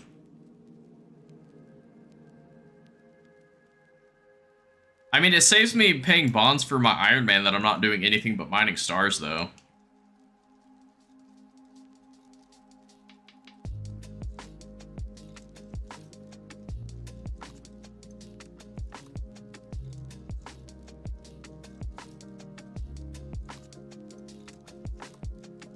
According to the calculator on it, I am 213 hours and some change away from 99 mining on my iron.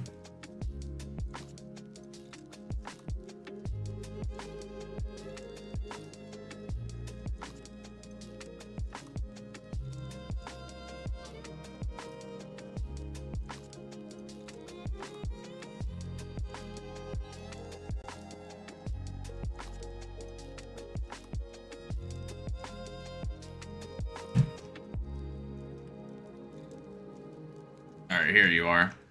Okay, let me drop everything.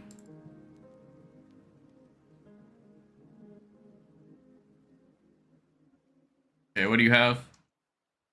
Hello, Asa. Not expect to see you come in. This. Grab these.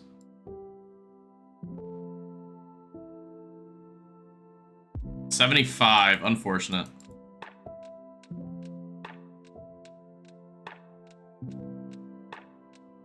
Okay, let's separate these a little bit real quick. All you have? Sorry, thank you. What you could do for me is hold some of these to make it easier. Here. Hold some of these.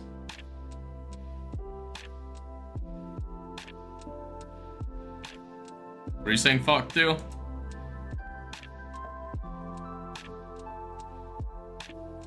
Just hold these.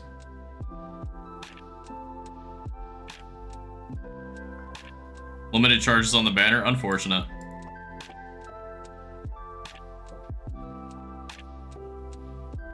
Wait, what are you trading me? Oh, I see. There we go. And then we'll drop these like this. We'll drop these here. These here. Drop this here. Alright, let's pick back up this essence.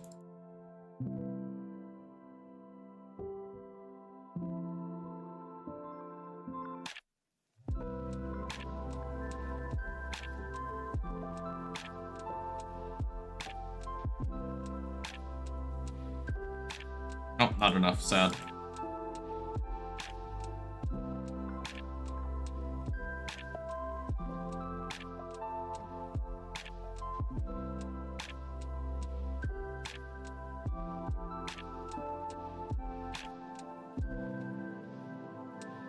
Oh, not it. Sad. Get this bull out of the way. This bull out of the way.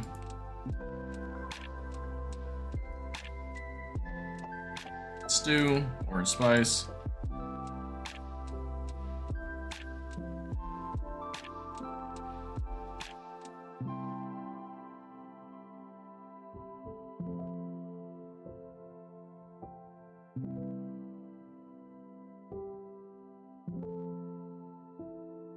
$67, that's a bad one. Alright, I need a super restore real quick.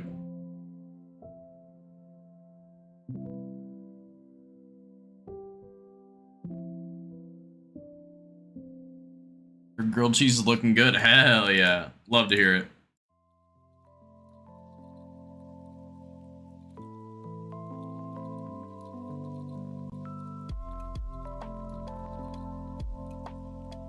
Oh, I also need spice. Or a stew, rather.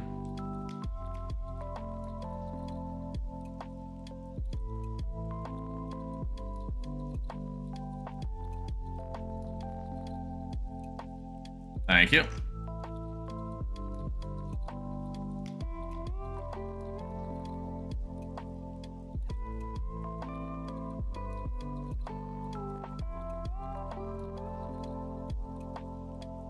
$74, unfortunate. Alright, need another stew.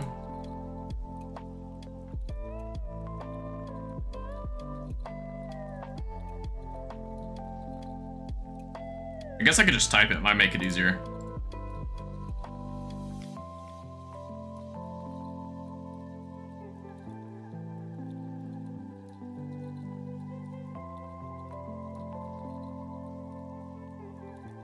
$76.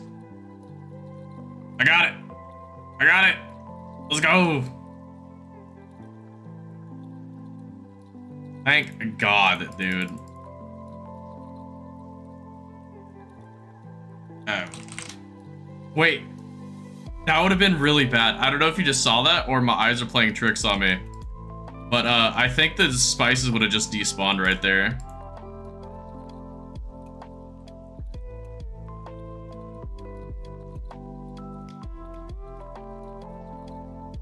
Thank you. Much appreciated. That helps out a lot. Alright. If you want to teleport to Lumbridge, we can go look at this. Me talking to Hades Kazanus.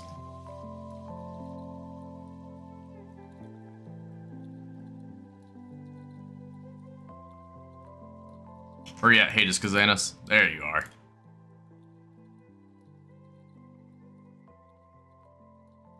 Looky there. Got them all. Now the question is, how fast am I one-ticking mining? 73 mining, let's go. You're on Ancients? Unfortunate. Oh, Explorer Ring is so nice. Isn't this infinite teleports? Oh, it is so nice. I can just do this all day. I can be a cabbage all I want. Oh, that's so nice. And I don't need Draymond's staff anymore? Oh, that's so nice. Oh, that's literally probably one of the biggest things to unlock on an account. That may be the singularly biggest achievement diary. Genuinely. Oh, that's so nice. That is so nice.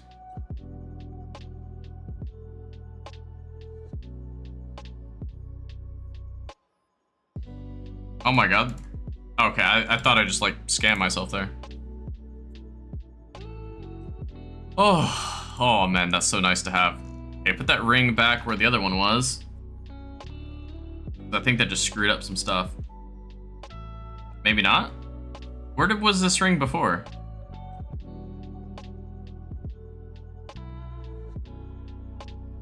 This all looks to be in the same spot. At least it looks like it. These are all fine. This is all fine. Huh, I don't know where the other ring was. Weird. I think that's the only time we ever have to stew boost.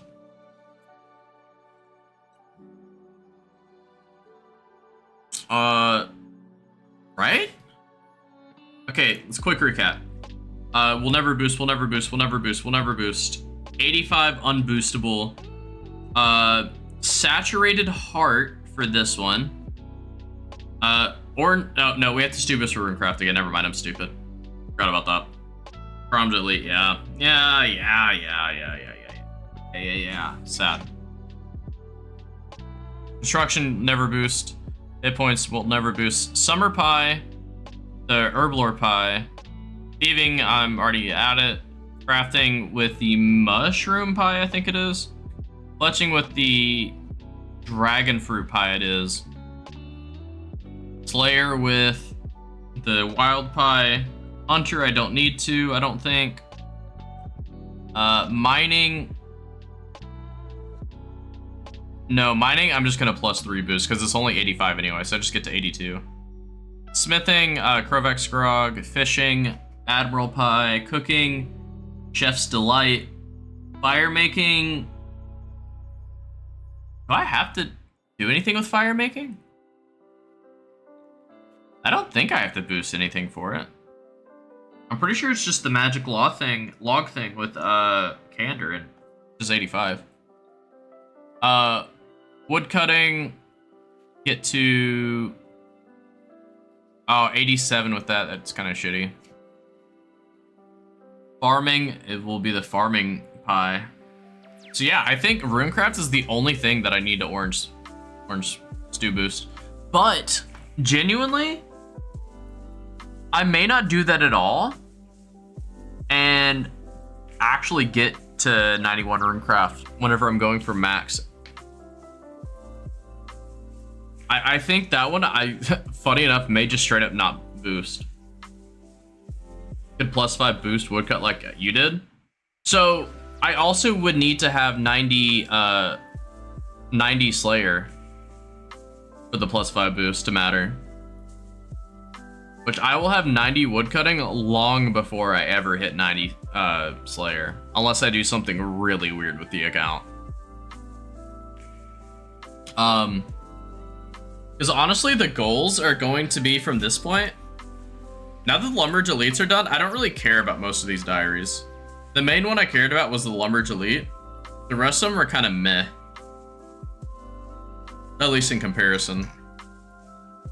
So we're gonna max combats, specifically attack and strength, and probably get to 80 defense. That'll be the main goals, is 80 defense and 99 attack. We want to get range to 99. We'll probably do that at Gemstone Crab after we max out attack and get to 80 defense. For magic, likely gonna train magic through Slayer when we can, but I do need to hit 82 magic, so I might just drop money on bursting at Monkey Madness 2 tunnels. There's a chance I'm gonna do that. Runecraft, I mean, we'll just train it. I'm probably gonna pay for runners when I can afford it. Otherwise, I'll do either just Astrals normally, or I'll do ZMI probably after Guardians of the Rift, of course. Construction, I don't need to worry about it until I get the Cowfight Queen head. Agility, just kind of shitty. Honestly, I could high alk while doing agility. That could get me probably a couple magic levels. But yeah. I mean, that's pretty much our plan laid out here, is we're just gonna skill for the Diary Cape. Do quests when they come out. I need to get the Major Arena 2 Cape at some point. I've said that every stream, like, since the beginning. But I just haven't done it. But as it stands, like, our account's looking golden. Are you getting off post-stream or want until just... No, I need to get off after. I have to be at work very early tomorrow, and I'm going to be at work until literally like 10 o'clock at night. It's going to be a very long day tomorrow. It will not be fun. But maybe that means I'll be able to AFK stuff, like Gemstone Crab. Anyway, why? Because work's super busy day at work tomorrow. Ton of stuff. I could talk to you about it on Discord, like tomorrow or something. But with that, it is time to end the stream. But we finished so much. I'm so happy with it. So I will stream next on Monday next week. I am unable to stream Friday, Saturday because of some real life stuff going on. But likely we're gonna have a much higher attack level. I would assume probably in the mid to high 90s. Yeah, I'll probably end up going for 82 magic at some point before Monday. And then we can start actually getting some elemental points into our Guardians of the Rift. So that's the main goals for the upcoming. But with that, thank you guys so much for hanging out. It's been a ton of fun. Good to see you actually hanging out in the chat, Shane. Typically you type a message or two and then you dip out to play Marvel Rivals or something. course, thank you to Jam, Stefanos, everyone else who's here. I will see you guys on Monday. See ya.